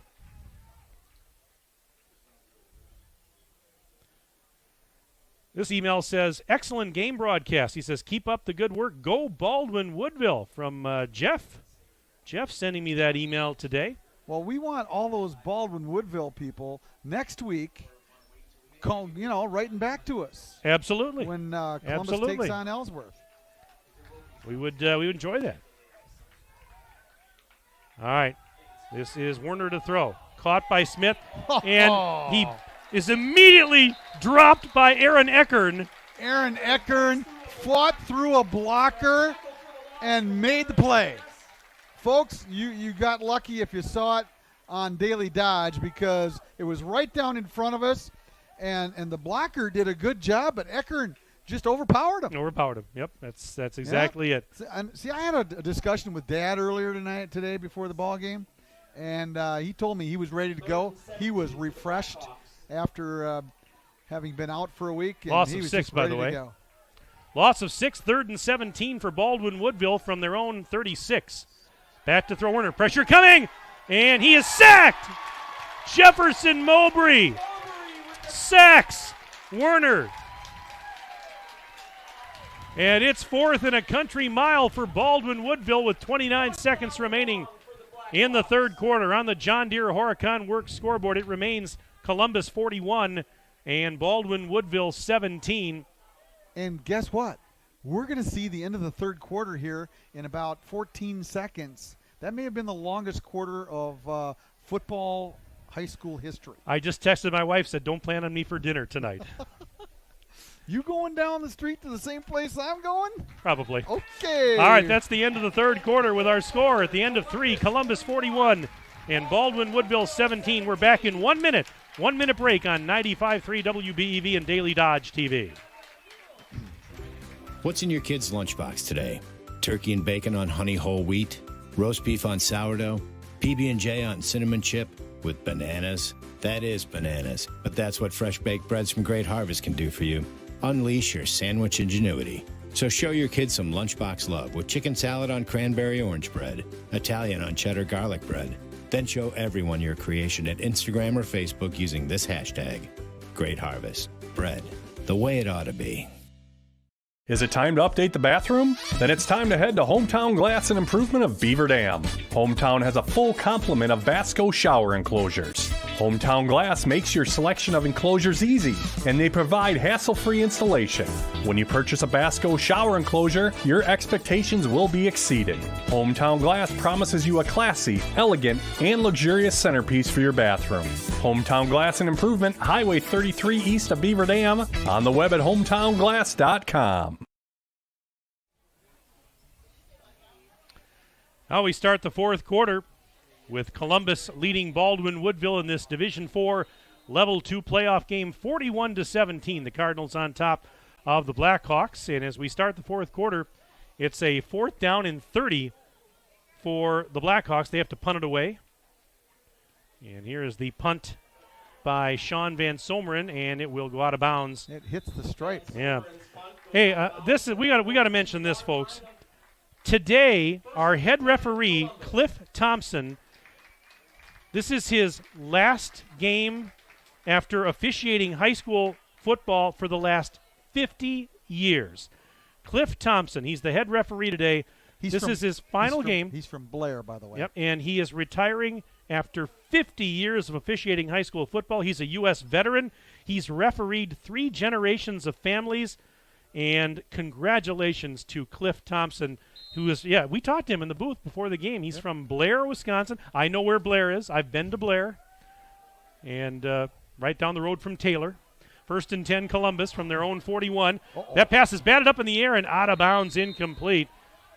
We've had a lot of tip balls in this game today. But Cotter's pass is incomplete, 2nd and 10. You know what? That's just remarkable. And Cliff, thank you so much for what you've done for so many years. We need more people like Cliff Thompson, and we need him in a bad way. Yeah, and in a real hurry. In a hurry. Yes, we do. Congratulations to him. By the way, I was breaking in my my new young lady referee this morning. All right. Did 2 games with my friend Alyssa. Everything go well? She did an absolutely great job, and look forward to working with her again. 2nd and 10, Columbus from their own 41, moving left to right, fourth quarter. Handoff. This is, guess who? Brunel. He's going to be dropped for a loss. How about that play by Ryan Veenendahl? He's a cornerback, and he made a fine play on Brunel. Drops him for a loss. In fact, this is a loss of almost 6 yards. Yeah, it's going to be 3rd and 16 coming up. By the way, Tim, we just got an email here that says, this is from Kelly, Pinecrest Golf Course in Dallas, Sioux Creek Golf Course in Chautauqua are both great 9-hole courses. Kelly, thank you. We're going to have to get up there and play some of those courses. Tim and I play a lot of golf together when we can, and we have a Brunel's down. Oh, my goodness. I didn't see that. I knew there was an injury, but they're tending to Colton Brunel. Oh, boy. So we have a timeout here to tend to the injured player. Now he's up. Oh, my goodness. That is – I didn't realize that he was down because I couldn't see him. He was right in front of the bench. And if I have any inkling here, he's got to be done for the day. It looks like he's going to – I'm looking through the binoculars. It looks like he's okay, but I wonder if we're going to see him the rest of the day. After that scare, my goodness. We may have to call in 911 right here to start a few hearts. Yeah, there's a few Columbus fans that all of a sudden exactly going like, oh boy. All right, 3rd and 16 for Columbus from their own 36. Cotter out of the gun, has the snap, looking to throw, rolling to the left. Now he's going to throw off his back foot. It is incomplete at the 50-yard line. Intended for Link. He tried to make a leaping grab, could not, and Veenendahl was out there in coverage once again. Very honestly, I'm just a little surprised by the passing attempts here on that series, Mike. You know, just if you run the football for 3 plays and you go 3 and out, you're going to run, 2 to 2.5 minutes off the clock. And the clock is your ally at this point, up 41-17 with just over 11 minutes remaining. But instead, you got a couple of incomplete passes that kills the clock. All right, on a 4th and 16, Columbus will have to punt it away. And this one straight up in the air. Boy, not a very long punt. And it's going to take a Columbus bounce, though, and go down inside the 30 to about the 26 or so. So Well, you don't get style points, but 35 net. Yeah, 35 net, so that's I guess that's pretty the way good it anytime ends. you look at it. But I wanted to thank Kelly again for recommending those golf courses in Dallas and Chautauqua. And this one says we have a number of good golf courses in Rome, Wisconsin, too. That's from Steve and Marianne. Steve There's Gates got to and be Marianne. 2 Romes because there's a Rome in Jefferson County also. Okay, well, all right. Is one like a village and one a township? I have no I idea. don't know exactly, but I'm just asking. 1st and 10 on the 27 for the Blackhawks. This is... Ouch. Oh, boy, He's what got a leveled. What a hit. Jefferson Mowbray just leveled the ball carrier, Veenendahl, who was going to the right side, and drops him for a loss of a couple of yards. It'll be 2nd and 13, back at around the 24-yard line. Boy, there's been some big hitting in this game. These guys they're playing hard. They're hitting hard. Again, if you want to sneak an email in before the end of the game, sports@dailydodge.com. We'll take your name, where you're from, who you're cheering for, what golf courses you like to play, sports@dailydodge.com. And on 2nd and 13, handoff, straight ahead. This is Gordon. He gets stood up after a gain of a couple. He just went right into a sea of red and got stood up, and they blew the play dead. 3rd and 9. Picked up 4 yards on the play. 3rd and 9 coming up. My name is Mike Tronson. His name is Tim Haldeman. We're glad you're with us today on Daily Dodge TV and 95.3 WBEV. What are we at for viewership right now there, Ninja? As the 3,900. Oh, my goodness. Here is Werner running to the right side, throws, and it's incomplete on the far sideline, intended for Coonan, with coverage out there by Jefferson Mowbray. You said 3,900? Yeah. 3,900 devices today. That is fantastic. And as I mentioned earlier, if you happen to be a first-timer, new to Daily Dodge TV, welcome. Come back and see us more often. We'd love to hear from you. Again, sports@dailydodge.com. It is 4th and 9 for Baldwin Woodville from their own 28, so a punting situation here. Van Someren back to punt. Gets the high floater off. Nice punt.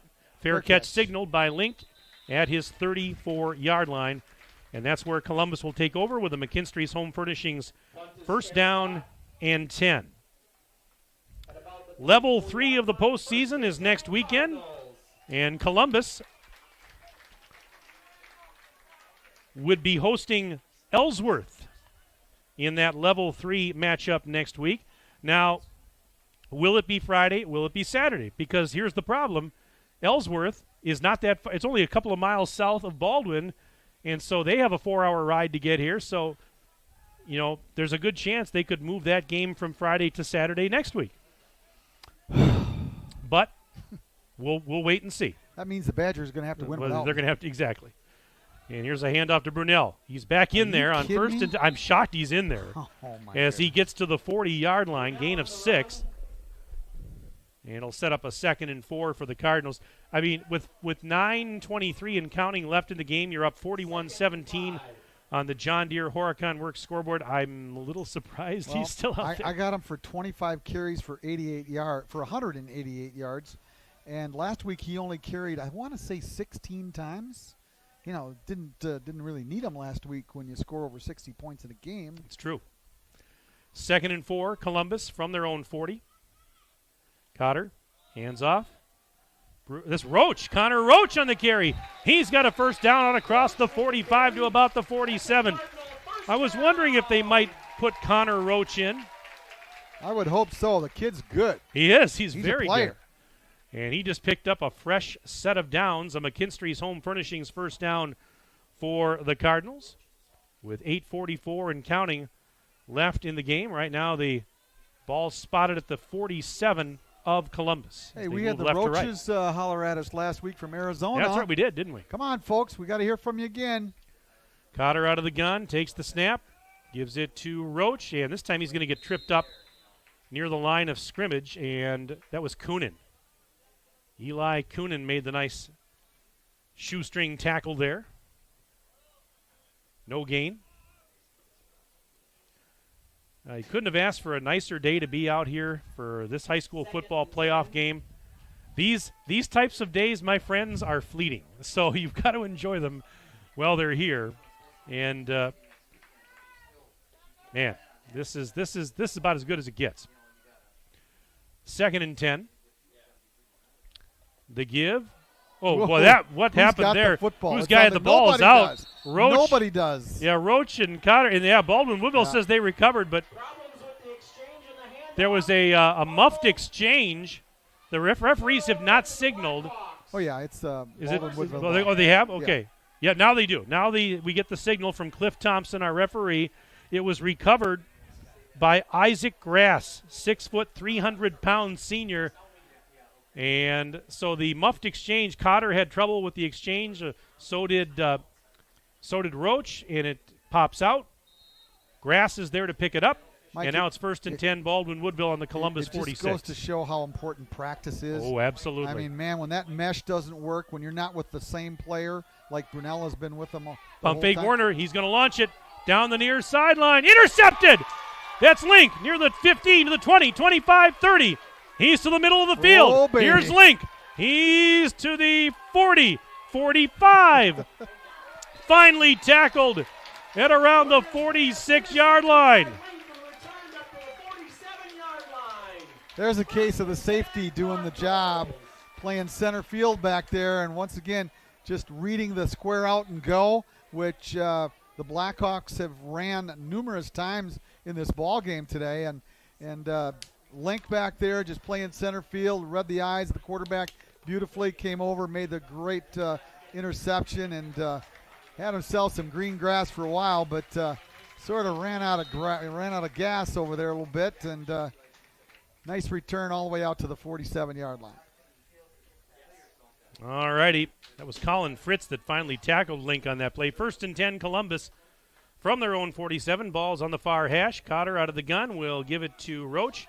50. He's to the 45. He's to the 40. Right sideline 30. And he's finally tackled inside the 30. Finally brought down by Dylan Vienendahl.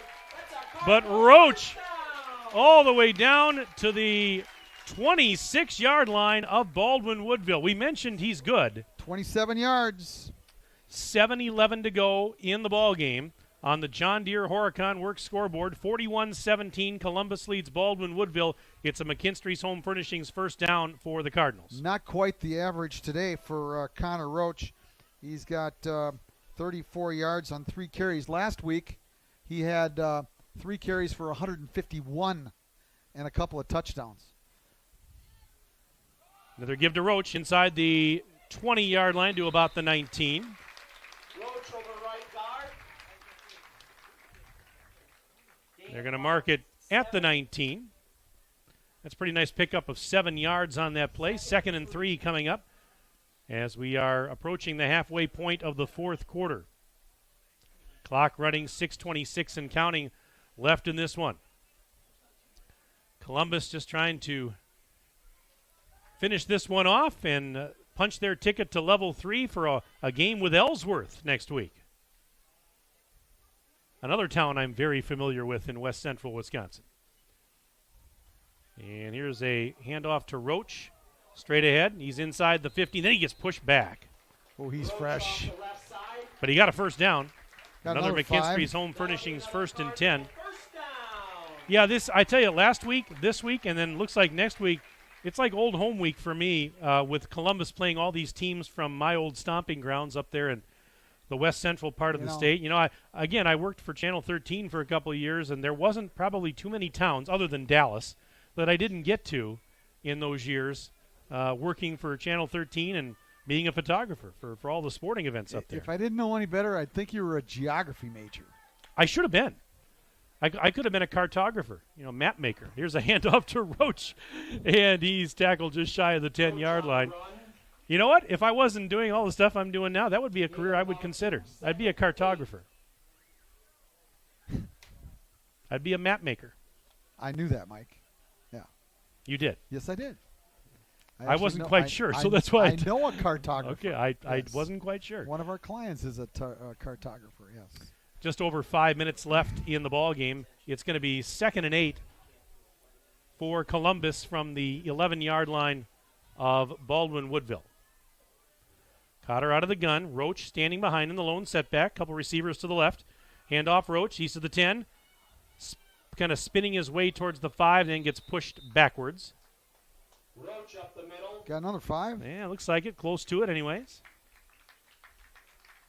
Ball is inside the 10. 3rd and 2. 3rd and about 2.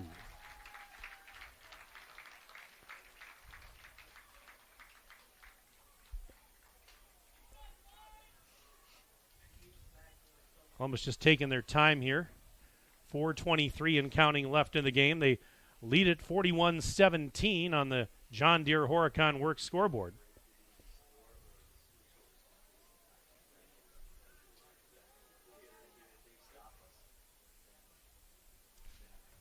Third and 2. Keeper Cotter to the 5, dives to the pylon. He is in. Touchdown, Columbus. Cotter on the keeper, 6 yards to pay dirt.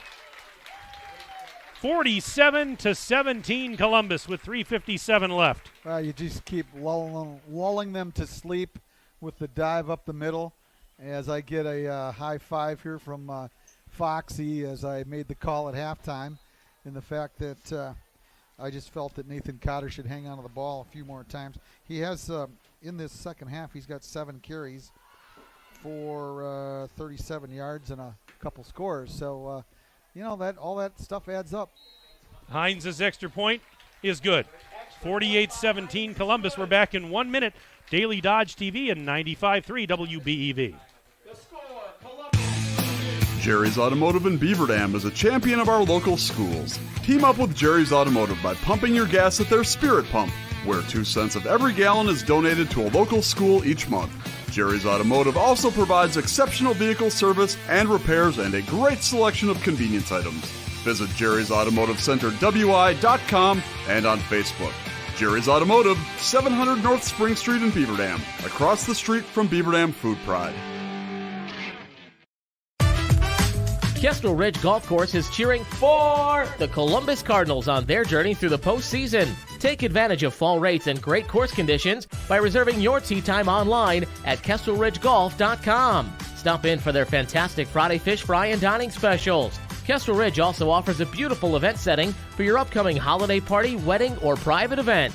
Call to book your event today and check out KestrelRidgeGolf.com for more specials and information. All right, just under 4 minutes left in this game, and on the John Deere Horicon Works scoreboard, it is now Columbus 48 and Baldwin Woodville 17.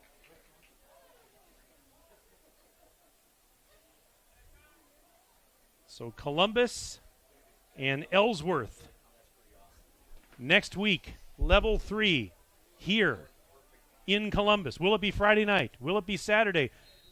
No matter when it is, will you be with us on Daily Dodge TV and 95.3 WBEV? Whoa. And boy, was a squibber or an onside kick? Not really an onside kick, was it? Just a squibber. Yeah. And it was fielded by one of the upmen. That was Brighton Logterman who recovered that. Got a couple of emails to get to here before the end of the game. They were still coming in. This one says, turn up the heat. Baldwin Woodville dance team checking in. How about that?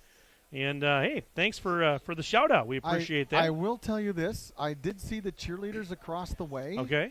And tell you what, pretty snazzy, all right? All right. Even from, some probably what? That's about 85 yards away. First and 10, Blackhawks on their own 46. They'll keep it on the ground, straight ahead, running up to the 50 and now to the 49 of Columbus. And on the carry, I'm just trying to see, I think that was Gordon. It was. Gordon on the carry that time. This email says, watching from home, cheering for Columbus, and hoping to see my favorite freshman play, Landon Schultz in Jack Town. That's from Renee. Renee with that email today. They go hurry up offense, handoff. This is Hush on the right side, 50, and gets to about the 46 of Columbus before he's taken down there. Another email here. It says, what does this one say here? I haven't seen breakaway speed like Colton Brunel since watching Joe Zander chase after an ice cream truck. Watching from DeForest, go Cards from Nick Zander. I think there's a story behind that. There's a story somewhere. Foxy, you know anything about this? By the way, I'll take the chocolate vanilla swirl. By the way, all right, 3rd and about 3 for the Blackhawks on the Columbus 47. 2 receivers to each side. Out of the gun, Werner. He's got the ball, throws, caught. That's Van Someren. He's at the 41. Whoa. Fumbles the football. He fell on it though. He got it back. So it's still Baldwin-Woodville football. But we're down to 2:35 and counting left in the game, and Columbus ahead 48-17. One more email coming in here that says, you 2 announcers are doing a fantastic job. Well, thank you very much. We got them fooled again. We do. Let's go Cardinals. And this is from Columbus Cardinals #1 fan. It says, let's keep building. So proud of our coaches, from Cheryl. Cheryl checking in today. Thank you very much, Is that the gal Cheryl. that takes the tickets down the way here? I'll bet Is you. it? I'll bet you it is. Here's Werner to throw on 4th down. Ooh, Caught nice. across the middle. Inside the 30, down to the 25. That's Fritz. And he's tackled finally at the 24-yard line, but a big gainer and a first down for the Blackhawks. Down to 2 minutes left in the game. And they're playing hard to the end. I wouldn't expect anything else, Mike. This is a well-coached club. Oh, absolutely. Dan Kiefer has done a great job. And great athletes out there, man. they do. It's a fine program. They just ran into a buzzsaw with this group of kids from Columbus. Dan Kiefer, he's been around a long time. The head coach of Baldwin-Woodville. Here's a play action. This is Werner throwing to the end zone. Intercepted. Flag on the play. Intercepted by Riley Knockreiner. Intended for Coonan. There is a flag down. Where's the flag, Mike? There's a flag in the end zone. Yeah, it's in the end zone. Yeah. Okay, it sure wasn't on the defense.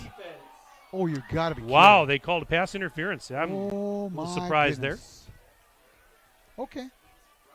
Fair enough.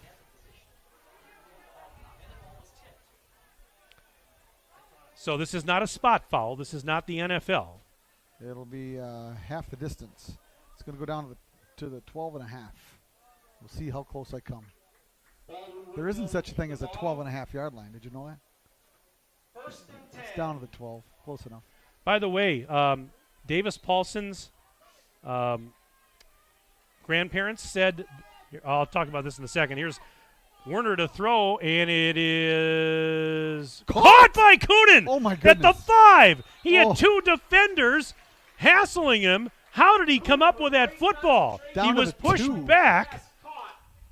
That's incredible. With 1:20 and counting left in the game, it was a first down and 10 from the 12. Now it's 2nd and 1 after a gain of 9 from the 3-yard line. It looked like a volleyball match. Incredible. Here is Werner giving it to Logan Gordon. He's in. Touchdown, Baldwin-Woodville. So Gordon takes it in from 3 yards out, and with 1:03 left in the fourth quarter, it's now 48-23 Columbus.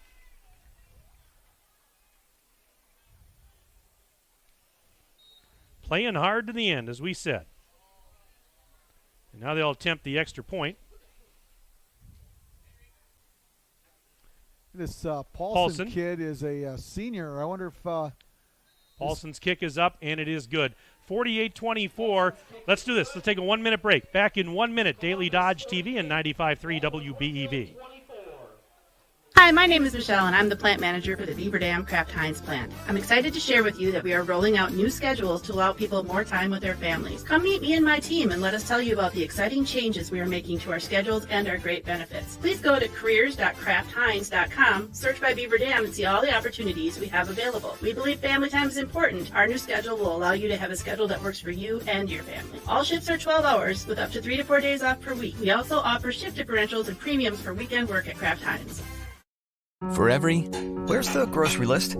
I'll go to the store. So you'll fill up my car on the way home? Moment. If it has to do with your life and your money, it's a landmark moment. And Landmark Credit Union is here to help.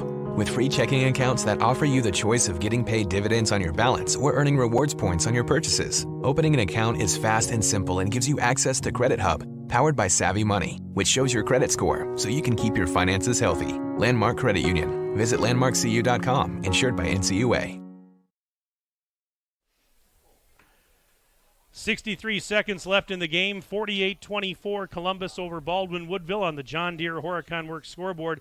I mentioned that Davis Paulson's grandparents checked in. They said, just thought we should know.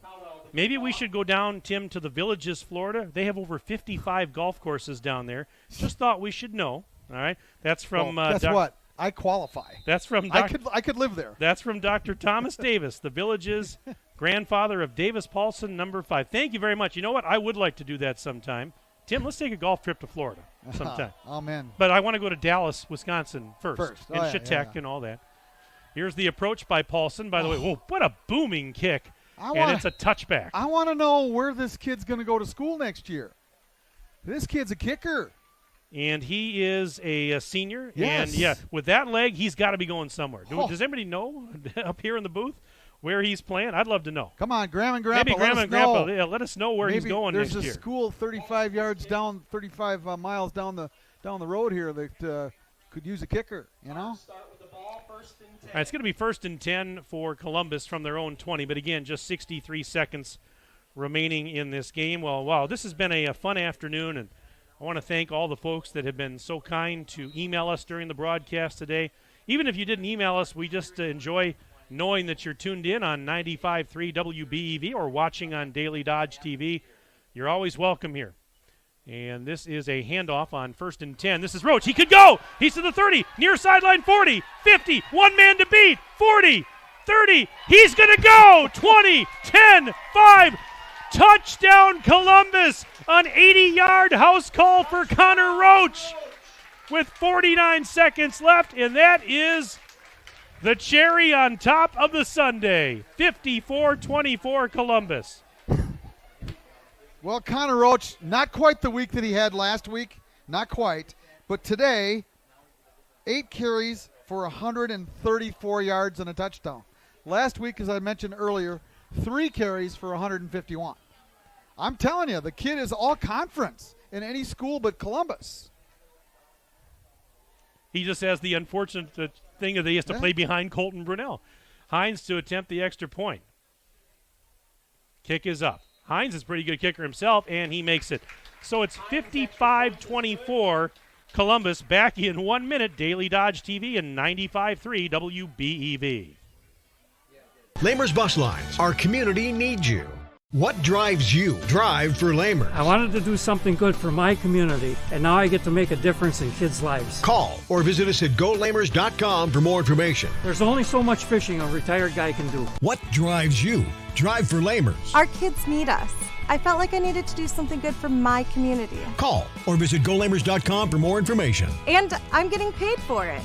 Lamer's Bus Lines. Our community needs you. Hi, this is Sandy from McKinstry's Home Furnishings in downtown Beaver Dam. We are proud to support all area athletes. While at home watching or listening to your favorite sports team, why not be comfortable? McKinstry's is a lazy boy comfort studio. We have sofas, recliners, sectionals, and reclining sofas in stock and ready for prompt delivery. Stop into McKinstry's Home Furnishings in downtown Beaver Dam and add comfort to your home. Year after year, McKinstry's.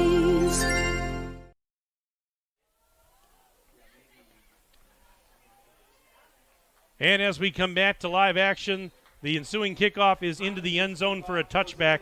49 seconds remaining in the ball game. On the John Deere Horicon Works scoreboard, it's Columbus 55 and Baldwin Woodville 24. It'll be a McKinstry's Home Furnishings 1st down and 10 for the Blackhawks at their own 20.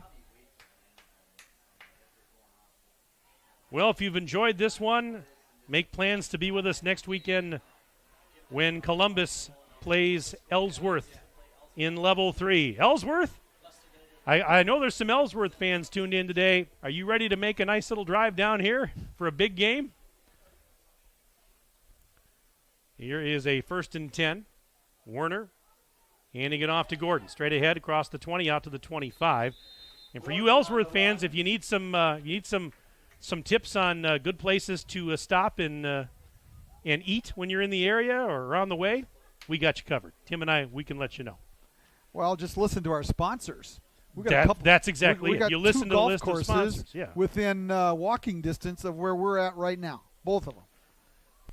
All right, after a gain of 5, 2nd and 5, handoff. Gordon again, and he is dropped about a yard or so shy of the first down marker. Going to mark him at the 29. Just 12 seconds left. I think that's going to be the final play of the game. And they're not going to snap it again. So this one, the clock will head down to double zeros. And your final score today here at Fireman's Park on the John Deere Horicon Works scoreboard. Columbus 55. Baldwin Woodville 24. Congratulations to Baldwin Woodville on a fine season. They finish up with a record of 7-3. And hats off to Columbus and Coach Andy Selgrad as they improve to 11-0 and advance to level 3 to take on Ellsworth next week here at Fireman's Park. Let's take a break. We'll take a 3-minute break, and we're back right after this for the postgame show on 95.3 WBEV and Daily Dodge TV. John Deere not only builds great equipment, it's a great place to build your career and a high quality of life. You see, there's a certain kind of pride in being a part of a great American brand. It's the security that comes from learning new skills you'll have for a lifetime, a more confident future with unlimited growth opportunities, and the knowledge that you're valued and rewarded with a competitive benefits package. We're Deere strong and Horicon proud. Are you one of us? Looking for a change? A new career that checks all of the boxes? Excellent benefits? A great team culture? And plenty of room to grow? Metalcraft of Mayville is looking for candidates like you to fill openings in Mayville, West Bend, and Beaver Dam. Metalcraft truly believes employees make the difference, offering paid training, top wages, and a regularly sanitized, safe workplace. Apply today at mtlcraft.com. Metalcraft of Mayville. At Prairie Ridge Health, we believe that orthopedics is more than surgery. It's about getting your life back. Our collaborative team of expert surgeons, therapists, and nurses work together to get you back to feeling pain-free in your daily life. Our innovative and proven program is designed to get you from hospital to home with confidence. Find out how the Prairie Ridge Health Orthopedic Team can help you at prairieridge.health. Prairie Ridge Health accepts over 70 major insurances, including Dean. Did you know that with most dental insurance plans, you don't actually have to go to the dentist offices they tell you to? That's right. Most dental insurance plans will pay towards your dental care regardless if your dentist is in-network or out-of-network. At Preferred Dental Partners, we don't have contracts with any dental insurance companies. We do this so we can provide the best dental care possible, tailored to the patient's needs. After all, we treat people, not your insurance company. So stop letting your insurance bully you into a dentist office you don't like. Call Preferred Dental Partners today to find out why we're different. October means Ram Power Days at Reed Chrysler Dodge Jeep Ram in Beaver Dam, featuring scary low deals on brand new Ram trucks. Hello, this is Brent Reed, and with today's frightening interest rates, 1.9% for 60 months plus $2,000 off Ram 1500 Bighorn crew cabs will put those nightmares to rest. For you ghoulish sport utility buyers, take $2,250 off Dodge Durangos or finance interest-free for 48 months plus $750 off. Let our family take care of your family at Reed Chrysler Dodge Jeep Ram in Beaver Dam and reedchrysler.com. Hey, it's Stacy with Slumberland, Beaver Dam in Watertown. Stop in and see everything that our store has to offer. We built it just for you. We have mattresses, box springs, power bases, bedroom sets, furniture, living room sets, dining sets, everything that you would need to complete your entire home. We've got our interest-free financing and a really great local staff here to help you. So you've got all local people here to help you out from start to finish for anything that you would need. So stop in, shop local, and save big with us. You're watching the Daily Dodge postgame show, presented by John Deere. Park in Columbus. Welcome into our postgame show, brought to you by the good folks at John Deere Horicon Works. And on the John Deere Horicon Works scoreboard, final today, Division 4 Level 2 playoff game, Columbus 55 and Baldwin Woodville 24. Let's take a look, first of all, Tim, at some final individual and team stats. All right, for the Baldwin Woodville Blackhawks, passing today, they were 18 for 34 for 261 yards. That Columbus secondary was really, really tested this afternoon, and I can guarantee you that Ellsworth paid attention today.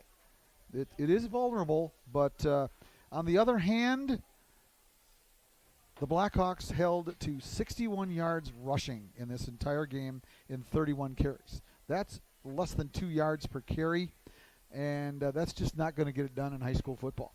When you become one-dimensional at this level, and it's just not going to work. And Columbus made them one-dimensional today.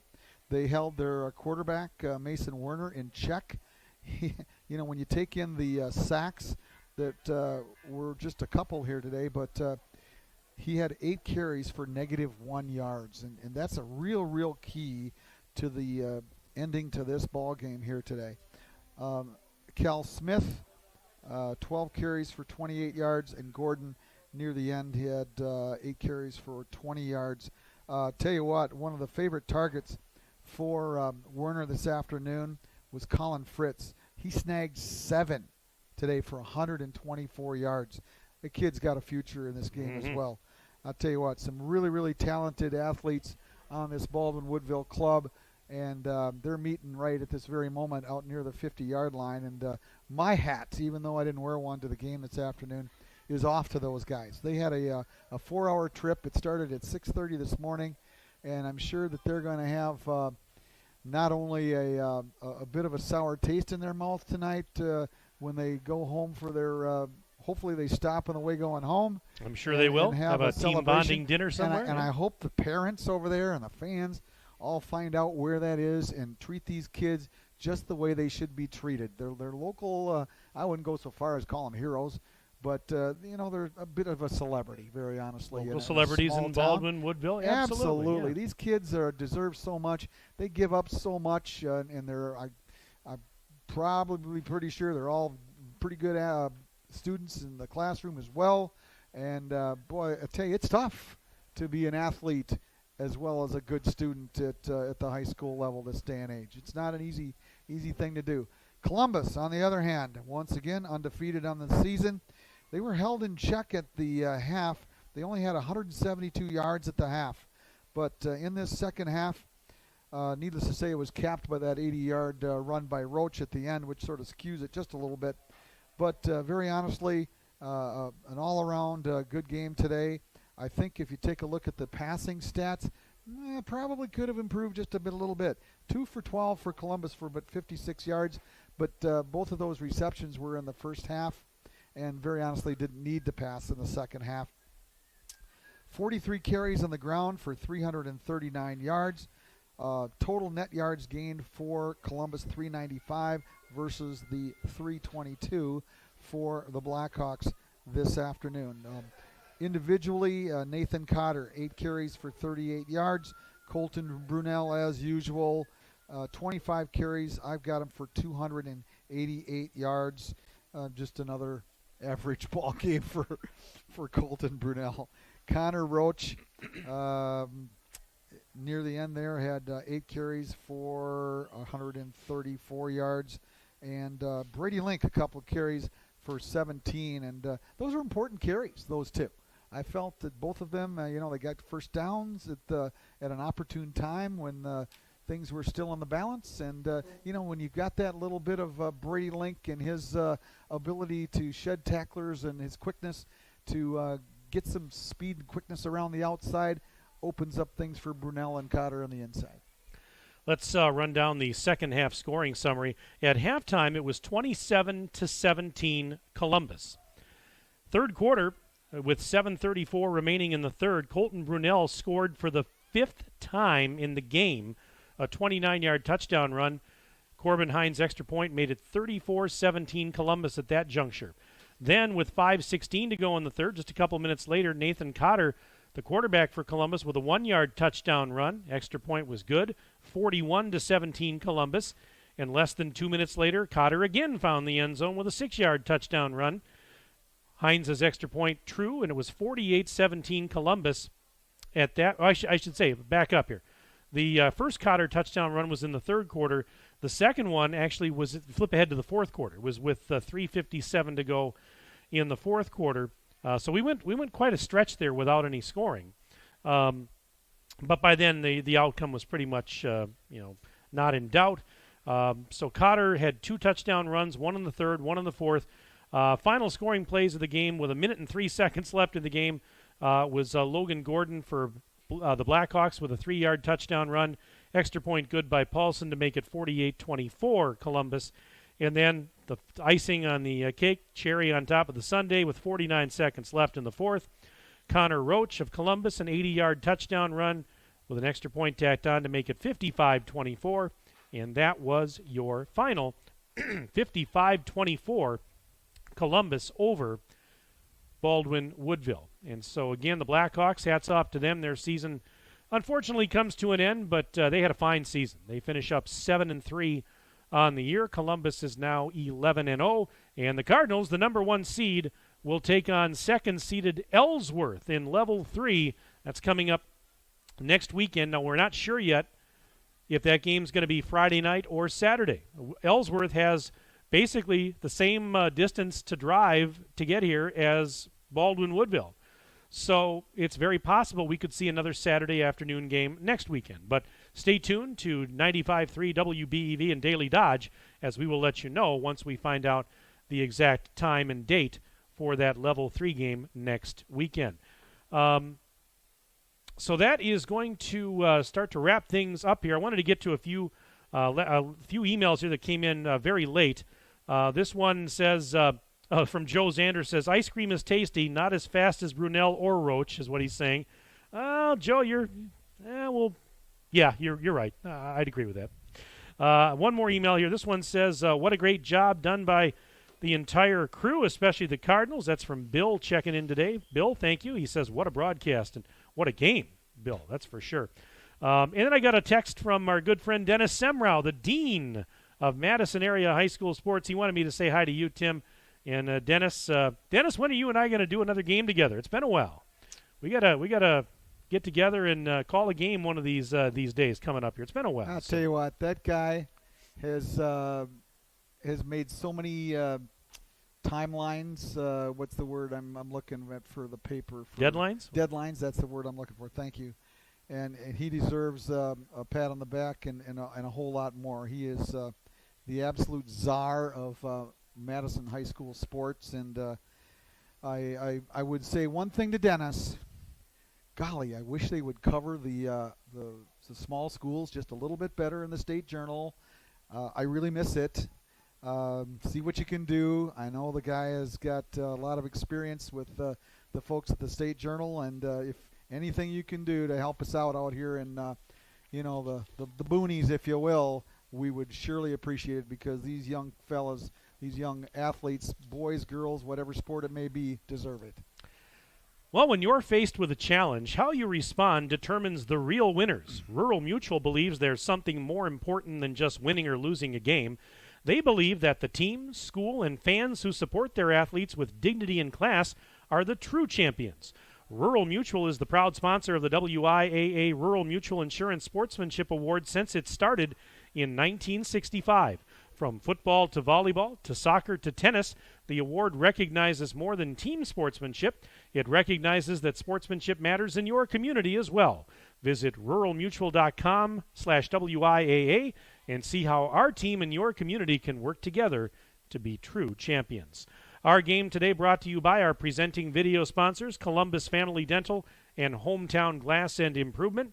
Today's game also brought to you by John Deere Horicon Works, Reed Chrysler Dodge Jeep Ram, McKinstry's Home Furnishings, Lamer's Bus Lines, Farmers and Merchants Union Bank, Prairie Ridge Health, your Dare to Dream team at eXp Realty,